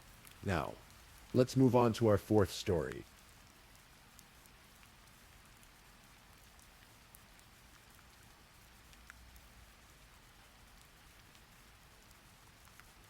Story 4. Tonight, let me tell you a story. A story that begins not with darkness, but with light. With a woman whose life was defined by kindness, by dedication, by the simple act of showing up for the people who needed her most. This is the story of Kay Baker, a third-grade teacher from Florida, whose life ended far too soon on a quiet street in Lithia. But before we reach that tragic night, we must first understand who Kay was, the life she built, and the shadows that eventually found her. Take a breath, relax, and listen. Kyle Elizabeth Baker came into this world on April 29, 1979, in Lansing, Michigan. Born to Mignon Warner and David MP, she grew up in the heartland of America, where seasons changed dramatically and community mattered. From her earliest days, Kay showed a natural inclination toward caring for others. As a teenager, she earned money babysitting, finding joy in the laughter of children and the responsibility of keeping them safe. After graduating from high school, Kay's first job was at a children's daycare. It wasn't glamorous work, but it was meaningful. She would arrive early in the morning, greeting sleepy parents and energetic toddlers with the same warm smile. She had a gift for reading children, understanding their moods, their needs, their unspoken fears. This gift would follow her throughout her life. Kay pursued her passion formally, studying elementary education in college. She was particularly drawn to mathematics and science, subjects that many children struggled with. Kay believed that every child could understand these concepts if they were taught with patience and creativity. She developed her own methods, her own ways of explaining fractions and ecosystems, always meeting children where they were rather than where she thought they should be. By the time she was a young woman, Kay had 2 sons of her own, Mason and Nicholas. She raised them with the same warmth and dedication she showed her students. She attended their soccer games, cheering from the sidelines. She helped with homework at the kitchen table. She made sure they knew they were loved unconditionally and completely. Kay's first marriage to Kevin Baker eventually ended, but she remained close to her sons and their father. Life moved on, as it does. She kept teaching. She kept showing up. In time, Kay found her way to Florida, drawn by the sunshine and the promise of a fresh start. She settled in the Tampa Bay area, in a quiet suburb called Lithia. It was the kind of place where neighbors knew each other, where kids rode bikes down tree-lined streets, where life felt safe and predictable. Kay secured a position at Cypress Creek Elementary School in Ruskin, teaching third-grade math and science. Her colleagues quickly recognized her talent. Her students adored her. One year, her third graders scored so exceptionally well on their math exams that the district superintendent came to her classroom just to watch her teach, to see what magic she was working. Outside of school, Kay maintained a vibrant social life. She loved trying new restaurants, exploring new places, spending time with friends. She was passionate about Michigan State football, her childhood team, and never missed an opportunity to cheer them on. Friends described her as the kind of person who would give you her last dollar if you needed it. She lit up rooms. She made people smile. She was in every sense of the word beloved. Kay's life was full. Messy sometimes, as all lives are, but fundamentally good. She had her sons, her students, her friends, her community. She had purpose, and then she met Matthew Terry. Matthew Robertson Terry was born and raised in Michigan, not far from where Kay had grown up. He had two brothers. As a child, he enjoyed the outdoors, fishing, exploring the woods, spending time near the water. His family described him as shy but curious.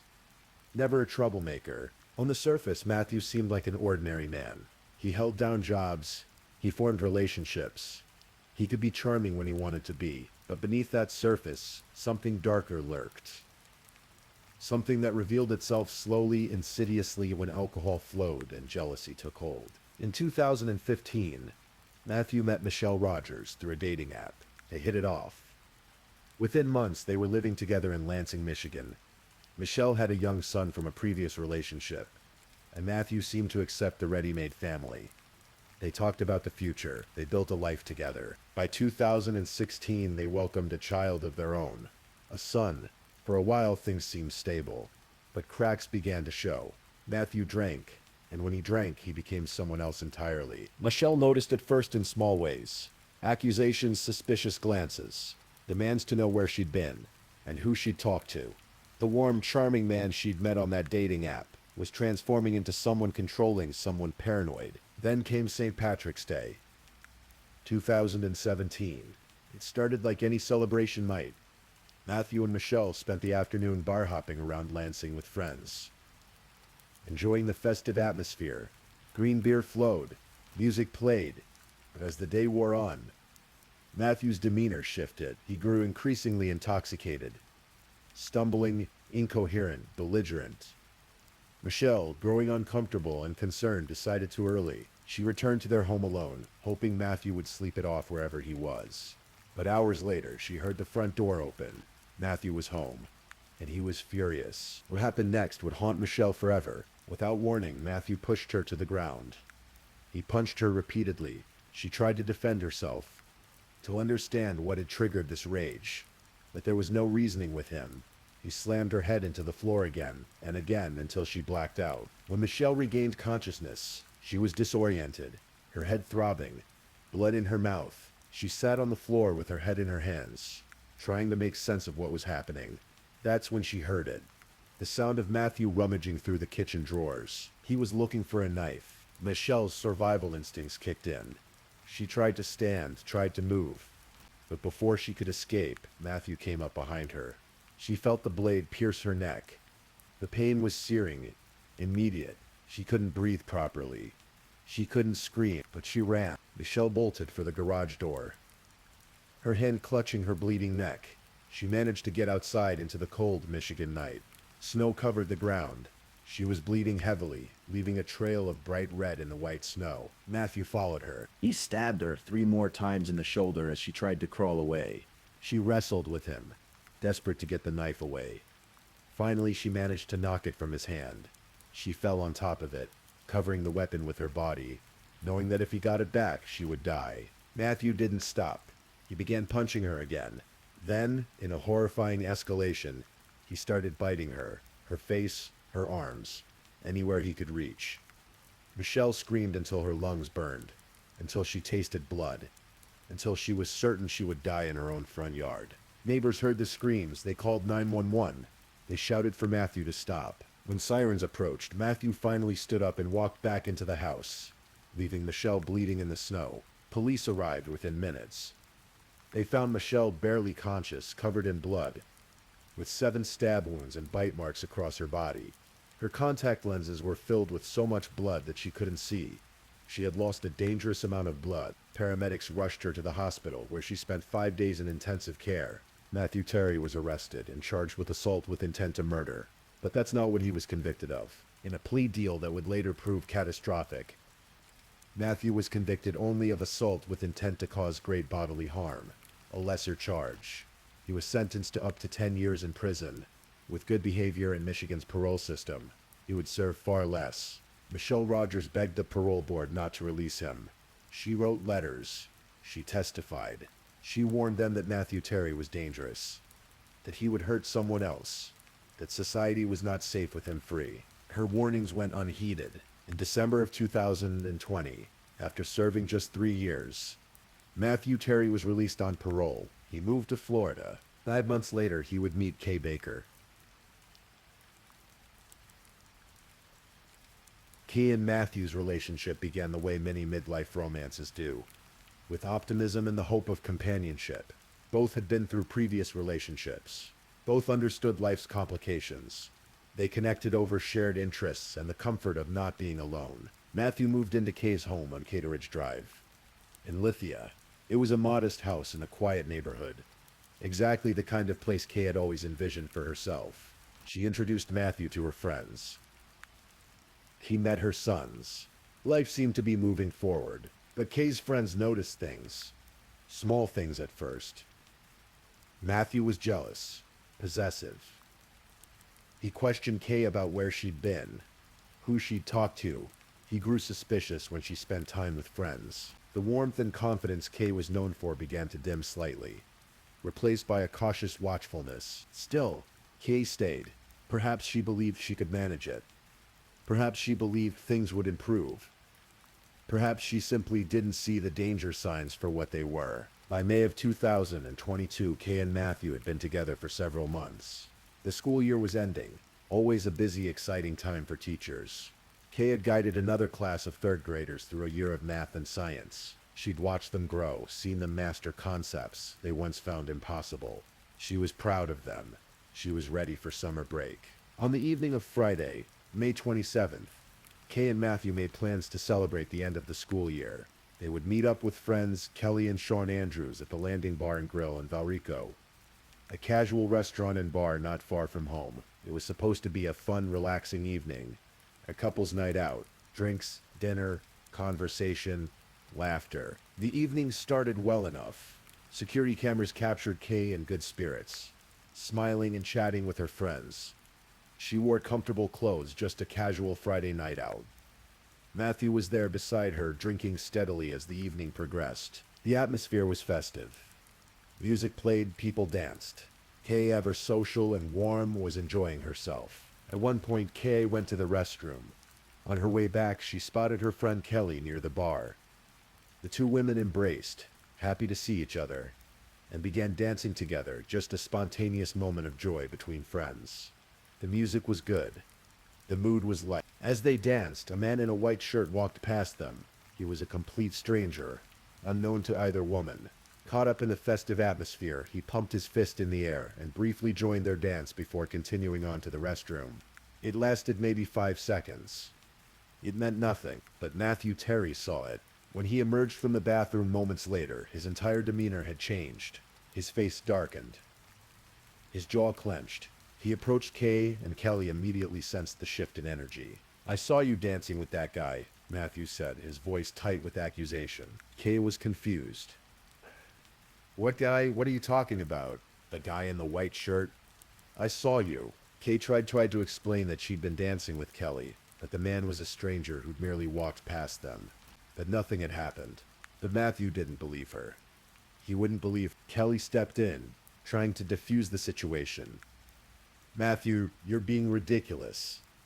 She was dancing with me. Some random guy just walked by for a second." That's it. But Matthew's jealousy had taken hold.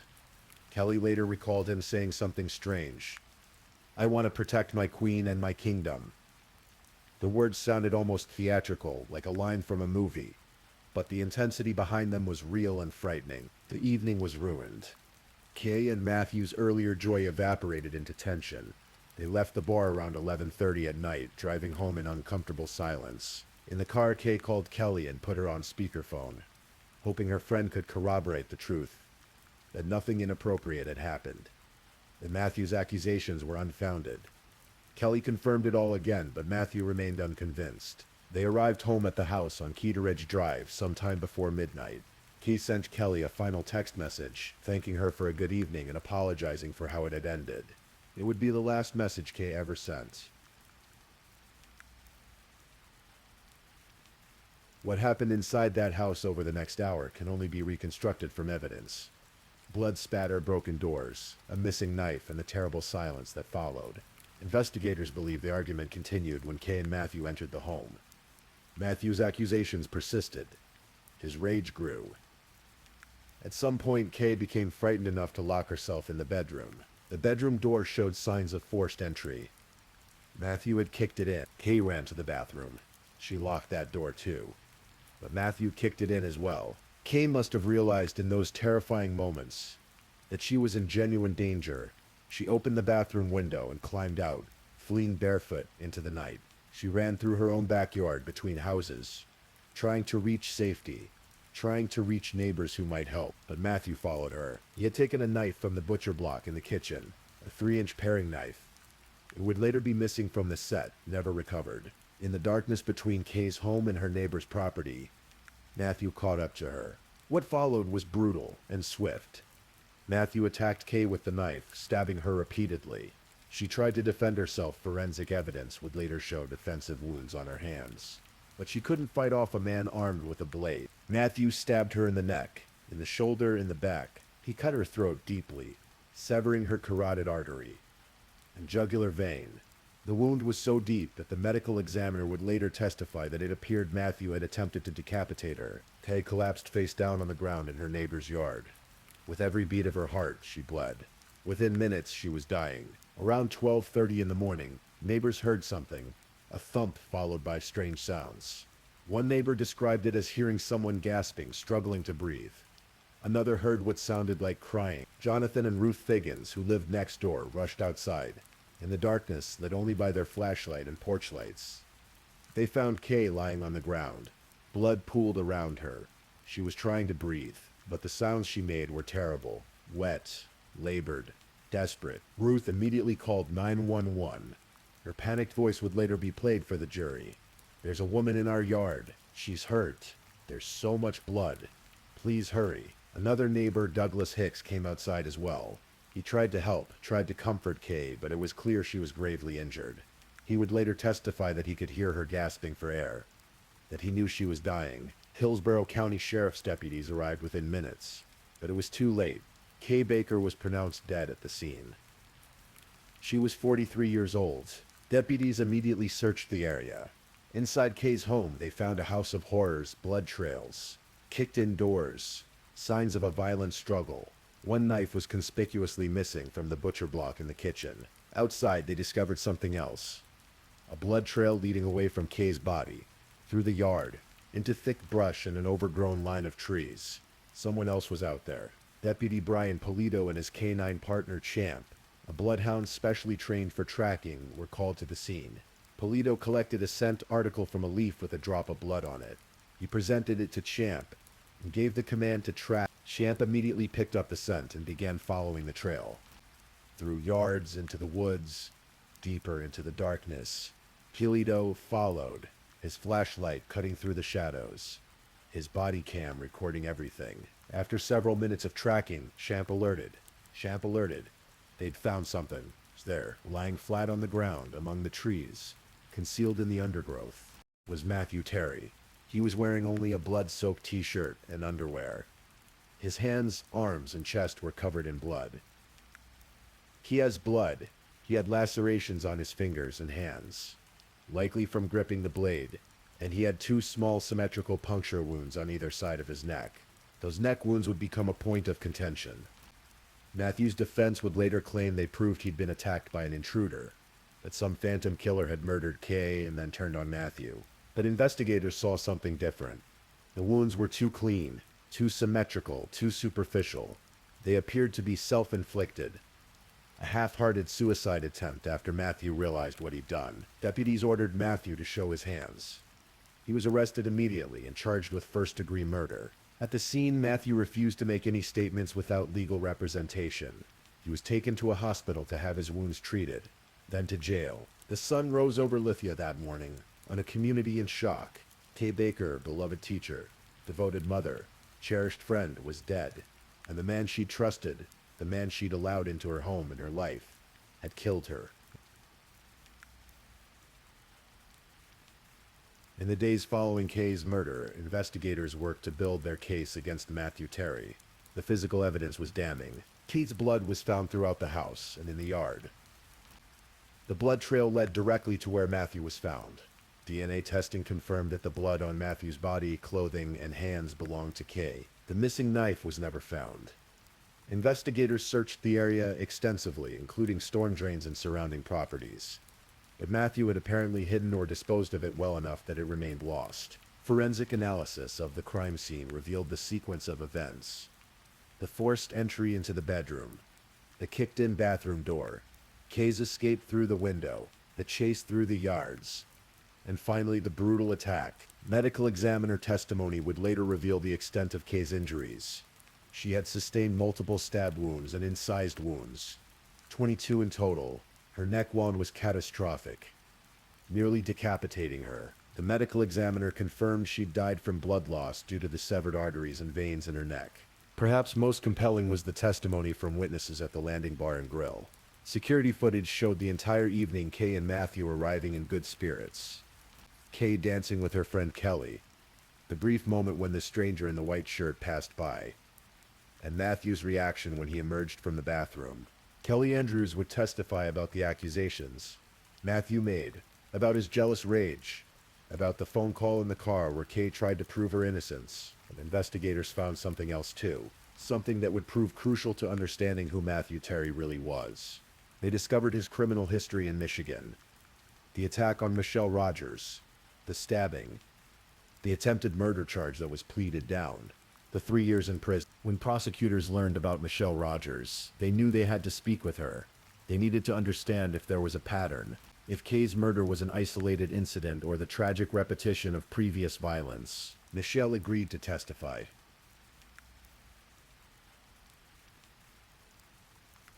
Matthew Terry's trial began in November of 2022, just 6 months after Kay's murder. Florida law grants defendants the right to a speedy trial, and Matthew had chosen not to waive that right. This meant prosecutors had to prepare their case rapidly, dedicating enormous resources to ensure they were ready. The case had also become politically charged. The original Hillsborough State Attorney, Andrew Warren, had decided not to seek the death penalty, but in August of 2022, Florida Governor Ron DeSantis suspended Warren from office over unrelated policy disagreements. He appointed Susan Lopez as the interim state attorney. One of Lopez's first decisions was to reverse course and seek the death penalty against Matthew Terry. She argued that his actions were especially heinous, cruel, and atrocious, and that given his history of violent behavior, a death sentence was warranted. Matthew's public defenders fought this decision vigorously, even subpoenaing Lopez to testify about whether political motivations had influenced her choice. The motion was ultimately denied, but the controversy added an extra layer of intensity to an already high-profile case. The trial itself lasted 5 days. Prosecutors presented a methodical, devastating case. They played the 911 calls, Ruth Figgins' panicked voice reporting a woman dying in her yard, the desperation and horror audible in every word. They showed body cam footage from the night of the murder, deputies entering Kay's blood-soaked home, the kicked-in doors, the trail of blood leading outside, and finally the canine track that led to Matthew Terry hiding in the woods. Neighbors testified about what they'd heard and seen. Douglas Hicks described finding Kay gasping for air, the terrible sound of someone drowning in their own blood. The medical examiner testified about Kay's injuries in clinical, precise detail. The jury saw autopsy photos. They heard about the severed arteries, the near decapitation, the defensive wounds on Kay's hands. Kelly Andrews took the stand and recounted the evening at the bar, Matthew's unfounded accusations, his possessive behavior, his strange talk about protecting his queen and kingdom. But the most powerful testimony came from Michelle Rogers. On the second day of the trial, Michelle flew to Florida from Michigan. She took the witness stand and through tears told the jury what Matthew Terry had done to her 5 years earlier. She described St. Patrick's Day 2017 in excruciating detail.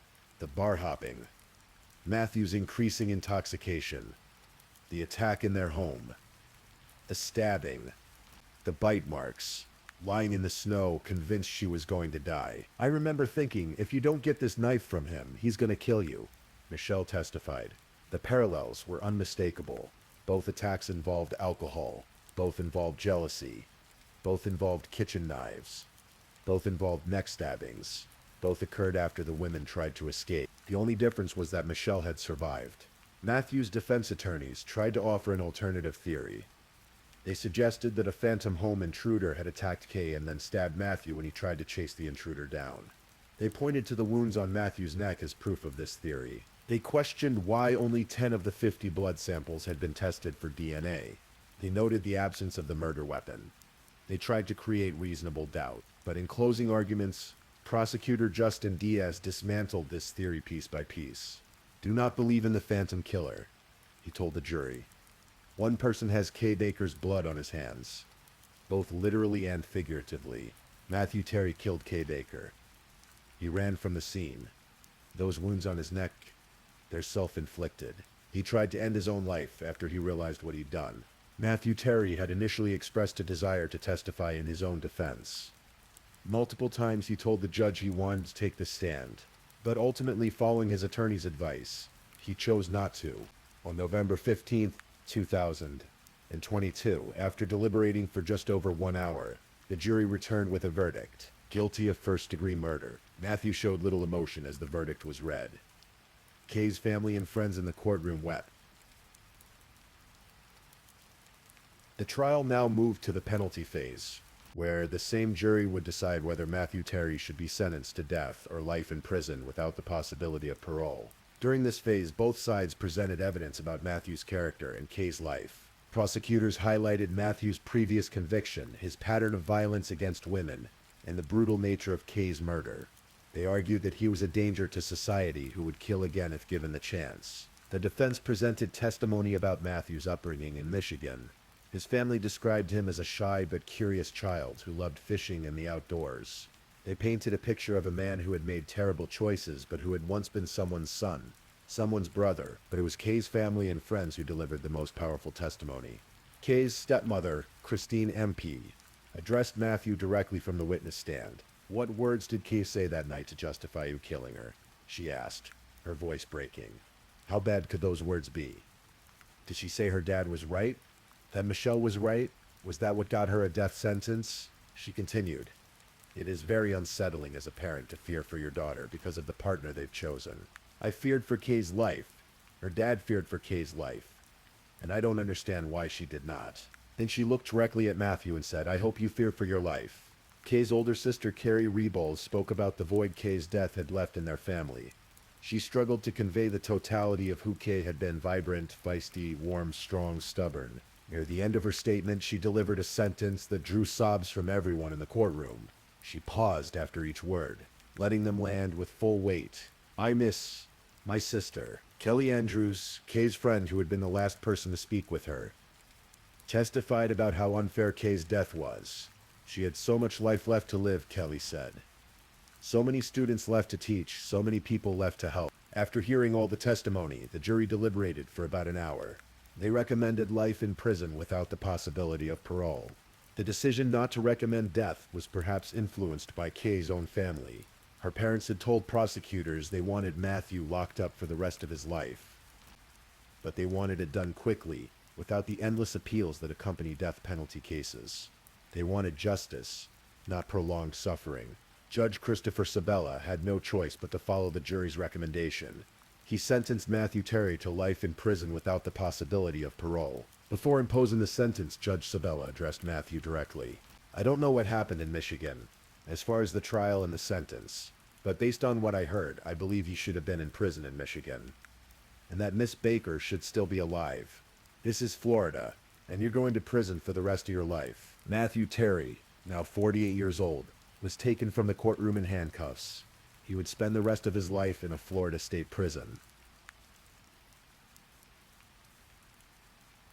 In the months and years following Matthew Terry's conviction, Kay Baker's loved ones worked to keep her memory alive. At Cypress Creek Elementary School, teachers and students created a memorial in Kay's honor. They planted a tree in the schoolyard. They established a scholarship in her name for students pursuing education degrees. They made sure that Kay's dedication to children and learning would not be forgotten. Kay's two sons, Mason and Nicholas, now young men, continue to navigate life without their mother. They carry her memory with them, her warmth, her dedication, her unconditional love. Michelle Rogers, the woman who survived Matthew Terry's first attack, has become an advocate for domestic violence awareness. She speaks openly about her experience, hoping to help other women recognize the warning signs of dangerous relationships. Someone had to die for the truth to be known, Michelle said in an interview after the trial. And that's heartbreaking. She's right. Kay Baker's death was entirely preventable. If Matthew Terry had served his full sentence in Michigan, if parole boards had listened to Michelle's warnings, if there had been more serious consequences for his first attempt to murder a woman, but none of those things happened. And so, Kay Baker, a woman who dedicated her life to helping others, died alone and terrified in a neighbor's yard, killed by a man she trusted. Her death serves as a stark reminder of the dangers of domestic violence, of the importance of believing victims, of the need for our justice system to take violence against women seriously. Kay's obituary requested that in lieu of flowers, donations be made to domestic violence support organizations. It was a fitting final request from a woman who, even in death, thought of others. Matthew Terry attempted to appeal his conviction in December of 2022, claiming his attorney had lied to him about testifying. Judge Christopher Sabella denied the motion immediately, saying, "I mind to deny the motion for judgment of acquittal and the motion for a new trial." As of now, Matthew Terry remains incarcerated in a Florida state prison, where he will spend the rest of his life. Kay Baker is buried at Hopewell Memorial Gardens in Plant City, Florida. Her gravestone includes the dates April 29th, 1979 to May 28th, 2022. Just 43 years. Far too short. But in those 43 years, Kay touched countless lives. She taught hundreds of students. She showed up for her sons every single day. She made people smile. She gave generously. She loved deeply. In the end, that's what we remember about Kay Baker. Not how she died, but how she lived. A teacher, a mother, a friend, a light in her community. Gone, but never forgotten. Please, if you're still awake, let's move on to our last story.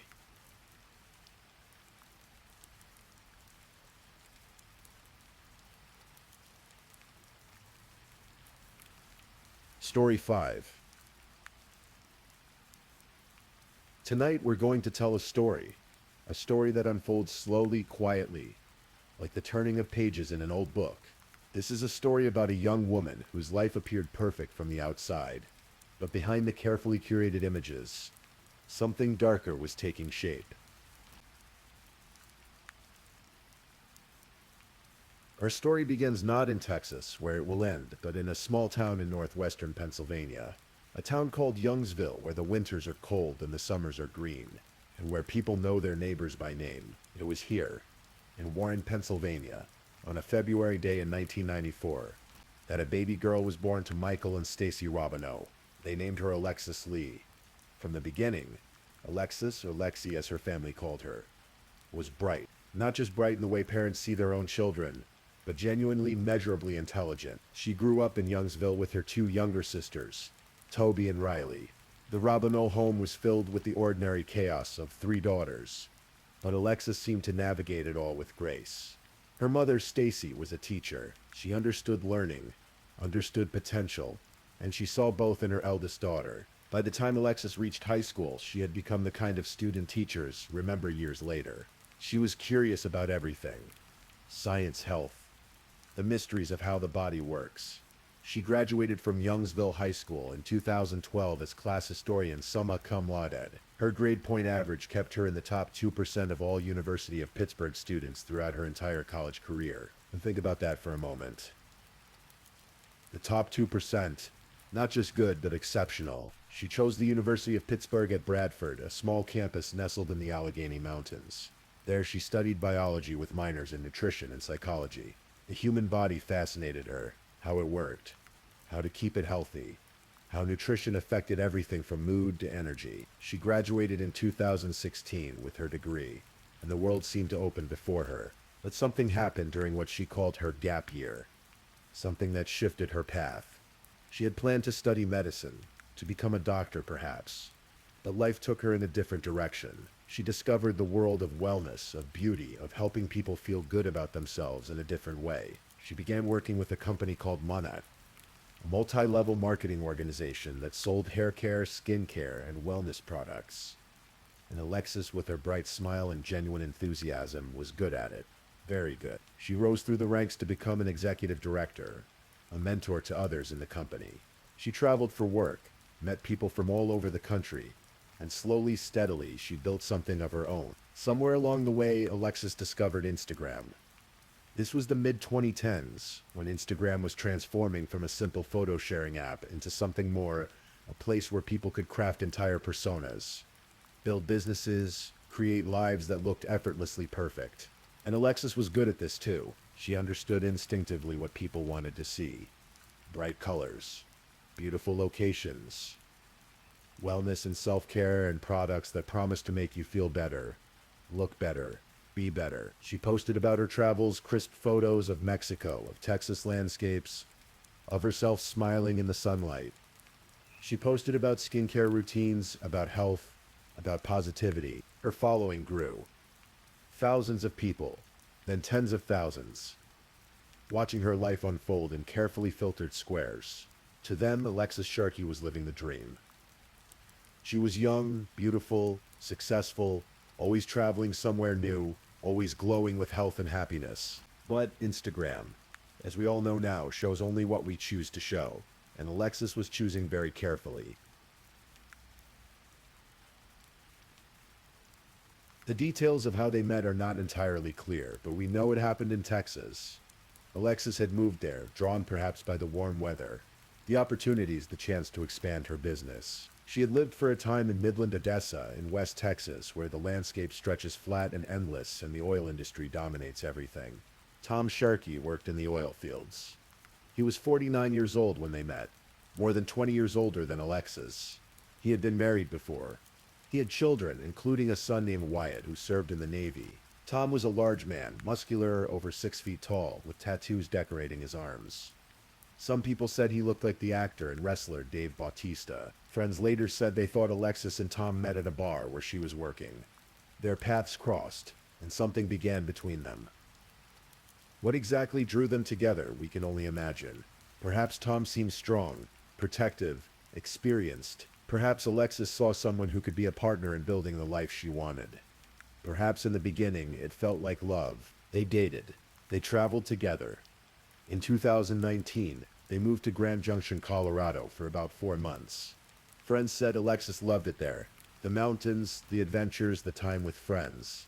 She was always happiest, they said, when she was exploring, when she was free. And then on December 20th, 2019, just before Christmas, Alexis and Tom got married. Tom posted about it on Instagram. He wrote, "Never seen or felt such beauty. You are my world. You made life so incredible, made sense of my existence, my purpose, and showed me how to truly love." The photos showed them happy, smiling, beginning what should have been a new chapter together. In January of 2020, just a month after their wedding, the couple moved again, this time to Houston, Texas. They found an apartment there in a complex that was modern and comfortable. Alexis continued building her business with money. Tom, it seemed, worked in oil and gas, though the details of his employment were never entirely clear. From the outside, everything looked fine. Perfect, even. Alexis continued posting on Instagram, her travels, her products, her carefully curated life. But her friends, the ones who knew her well, began to notice things. Small things at first.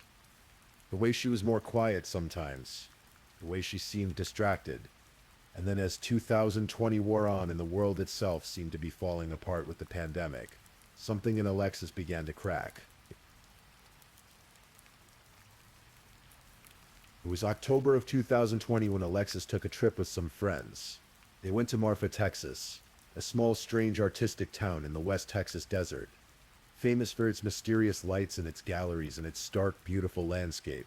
The trip should have been fun, restorative, but something happened there that her friends would never forget. They were sitting at dinner one evening, when Alexis suddenly lost her composure. She broke down.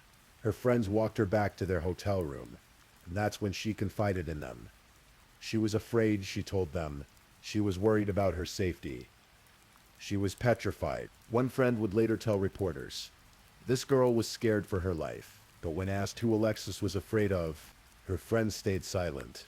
They didn't want to jeopardize the investigation, they said, but the implication hung in the air, heavy and dark. Other friends came forward with similar stories. Alexis had been opening up more in recent months. They said the marriage wasn't what it seemed. There were problems, serious problems. She had told friends that she and Tom fought, that things had become controlling, manipulative, that there was violence. One friend recalled Alexis saying something chilling. "He strangles me and chokes me out, and I black out and wake up on the bathroom floor every single time." Think about those words for a moment. Every single time. Not once. Not a terrible mistake. Every single time. Alexis had also told friends that she was planning to leave. That divorce was being filed. That she wanted out.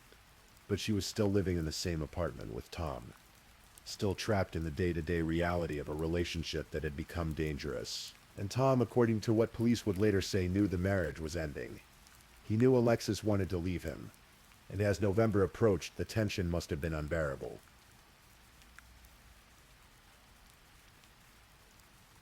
Thanksgiving in 2020 fell on November 26th.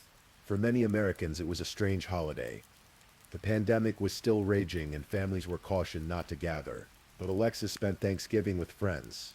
Not with Tom. They shared a meal together, and it must have felt for a moment like safety. The day before Thanksgiving, November 25th, Alexis spoke with her mother on the phone. They made plans. They were going to spend Christmas together. Alexis was going to book flights. Stacy Robineau, back home in Pennsylvania, looked forward to having her daughter home for the holidays. It was the last time mother and daughter would speak. Friday, November 27th. The day after Thanksgiving. Alexis was last seen alive around 6 o'clock in the evening. What happened in those hours is something only one person truly knows, but we can piece together what came next. Tom later told a story about that evening. He said they had been arguing. He said Alexis couldn't drive under the influence, that she left anyway. He said she understood me, I understood her.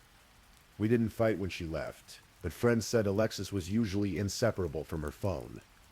She was active on social media constantly, and suddenly on that Friday evening she went dark. No calls, no texts, no Instagram stories, nothing. For someone like Alexis, whose entire business and social life revolved around her online presence, this silence was deafening. Saturday, November 28th, Tom told family members that Alexis was missing.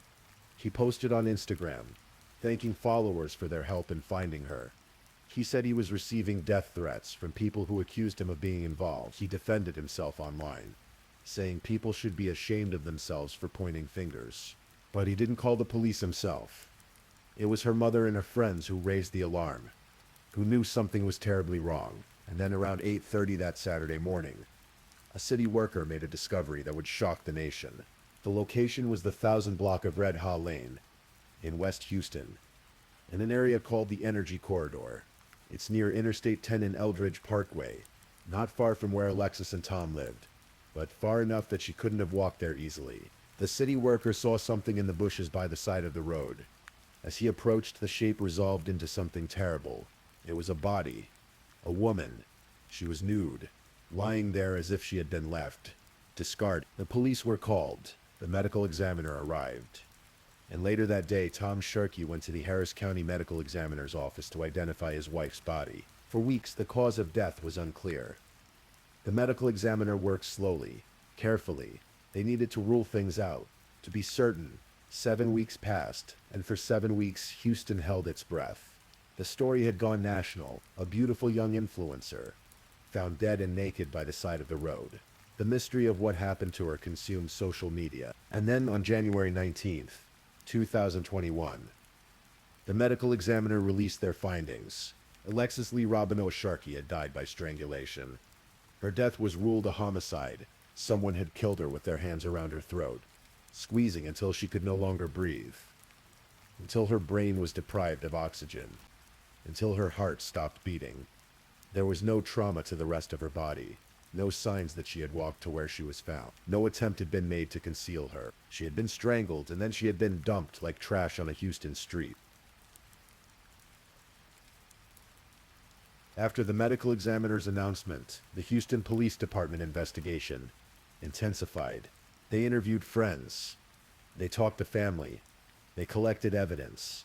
And slowly, methodically, they built a case. Tom Sherkey's behavior during this time was, according to detectives, strange. He left Texas about 2 weeks after Alexis's body was found. He didn't make funeral arrangements for his wife. That responsibility fell to her mother, Stacy Robineau, who planned a private service and deliberately kept it secret from Tom. The medical examiner even changed Alexis's next of kin from her husband to her mother. This was unusual. This was significant. Tom moved to Georgia. Police tried multiple times to contact him to get him to come in for questioning, to provide a DNA sample. In early August of 2021, Tom finally agreed to meet with detectives. They traveled to Georgia, but Tom never showed up.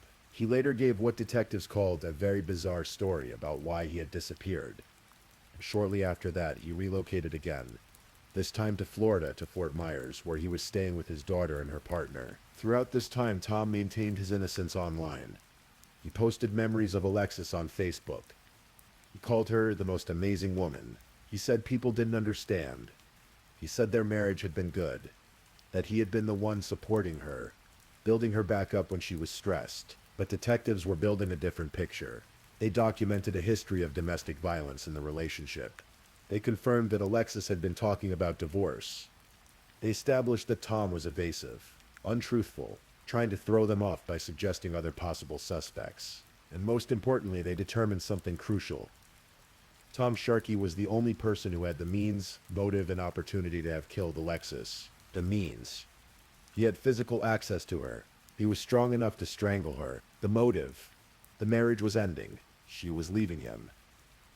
For someone who had written, "You made sense of my existence," the loss of Alexis must have been intolerable. The opportunity. They lived together. She was last seen on that Friday evening at their apartment. Her body was found just 3 miles away. On September 29, 2021, Houston police obtained an arrest warrant for Thomas Sharkey, charging him with the murder of his wife. They kept the warrant quiet. They didn't want Tom to run.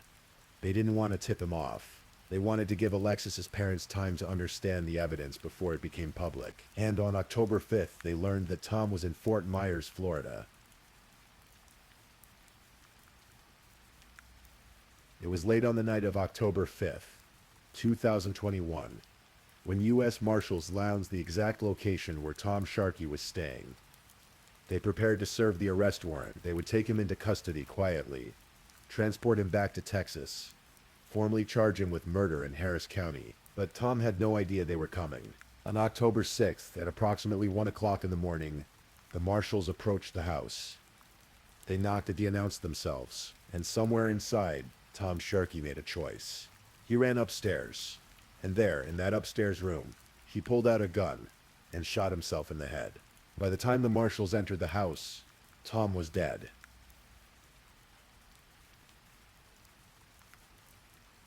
And so the case ended, not in a courtroom, but in a house in Florida with a gunshot wound. Tom Sharkey never stood trial. He was never formally charged. He never had to answer for what he had done. There was no jury, no testimony, no victim impact statement where Alexis's mother could look at him and tell him what he had taken from their family. Instead, there was just silence. The kind of silence that leaves everyone unsatisfied, angry, grieving without the closure that a trial might have brought. Sergeant Michael Burrow of the Houston Police Department held a press conference. He said, "I would like to emphasize that this has been a very tragic series of events for both families, the Robineaus and the Sharkeys. They've been through hell, essentially." He confirmed that no one else was suspected of involvement in Alexis's death. The investigation was closed. The killer had been identified, and the killer was dead. Alexis's mother, Stacy Robineau, had believed from the beginning that Tom was responsible. She had said early on that her daughter's death was no accident, that it was intentional.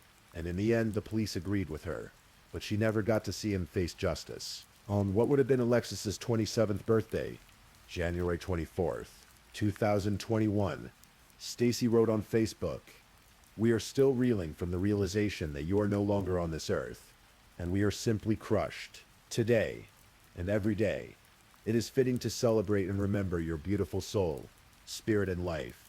You reminded us to cherish and embrace every single day of this life, which is exactly what you did. We will." If you look at Alexis Sharkey's Instagram now, it's frozen in time. The last post is from November 22nd, 2025, days before she died. It's a photo from Tulum, Mexico. She's smiling, backlit by sunshine, looking carefree and happy. The comments underneath are filled with memorials now. People who never met her, mourning someone they only knew through a screen. People sharing their own stories of domestic violence, of escape, of survival. People angry that Alexis didn't get to escape. Her friends remember her differently. They remember her laugh, the way she lit up her room. They remember her intelligence, her work ethic, how she had built something real with her business. They remember the warmth she showed to everyone, even when she was struggling herself. Brittany Pember, who worked with Alexis at Monage, said, "She worked her butt off to get to where she was, and to see such success in a person who was just a couple years older than me was absolutely incredible." Lauren Norling Martin, another friend, described the moment she learned about the arrest warrant. "I think this news we all kind of knew, but this just made it that much more real. I'm angry and sad all over again, but ready for justice to be served for our friend." But justice in the traditional sense never came. What we're left with is a story that repeats itself too often. A young woman with her whole life ahead of her. A relationship that became dangerous. Friends who saw the warning signs but couldn't save her. And a man who, rather than face what he had done, chose to end his own life. Late at night, when stories like this one settle into our minds, we're left with questions. Questions that don't have easy answers. Could Alexis have been saved? If someone had intervened earlier, if the police had been called during one of those fights, if she had left sooner, would she still be alive? Why didn't Tom let her go? Why does someone who claims to love another person choose violence instead of letting them leave? What transforms love into possession, into control, into the kind of rage that ends in strangulation? And what about the people who are living this story right now? The people trapped in relationships that are slowly and visibly becoming dangerous. How do we help them? How do we create a world where leaving is easier, safer, more possible? These are the questions that keep us awake. These are the questions that cases like Alexis Sharkey's force us to confront. According to the Centers for Disease Control, intimate partner violence affects millions of people in the United States every year. Strangulation is one of the most dangerous forms of domestic violence. Those who have been strangled by a partner are significantly more likely to be killed by that partner in the future. It's a warning sign, a red flag, a scream for help that often goes unheard. Alexis told her friends she was being strangled. She told them she would black out and wake up on the bathroom floor. Every single time. And somehow, despite telling people, despite confiding her fear, she didn't escape. This isn't a judgment of Alexis. Leaving an abusive relationship is one of the most dangerous times for the victim. It's complicated by finances, by fear, by love that hasn't entirely died, by hope that things might change. It's complicated by a society that still asks, why didn't she just leave? Instead of asking, why did he hurt her?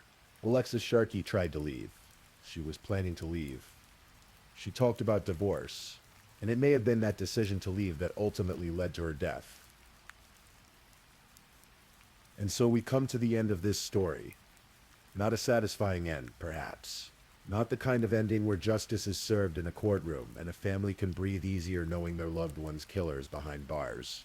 But an ending nonetheless. Alexis Lee Robinow Sharkey was 26 years old when she died. She was intelligent, ambitious, kind. She loved health and wellness. She loved her friends.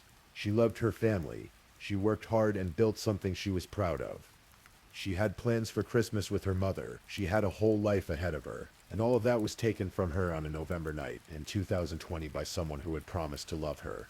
If you're listening to this and you recognize yourself in Alexis's story, if you're in a relationship that frightens you, if someone has hurt you, if you've been strangled or threatened or controlled, please know that there is help. The National Domestic Violence Hotline is available 24 hours a day at 1-800-799-7233.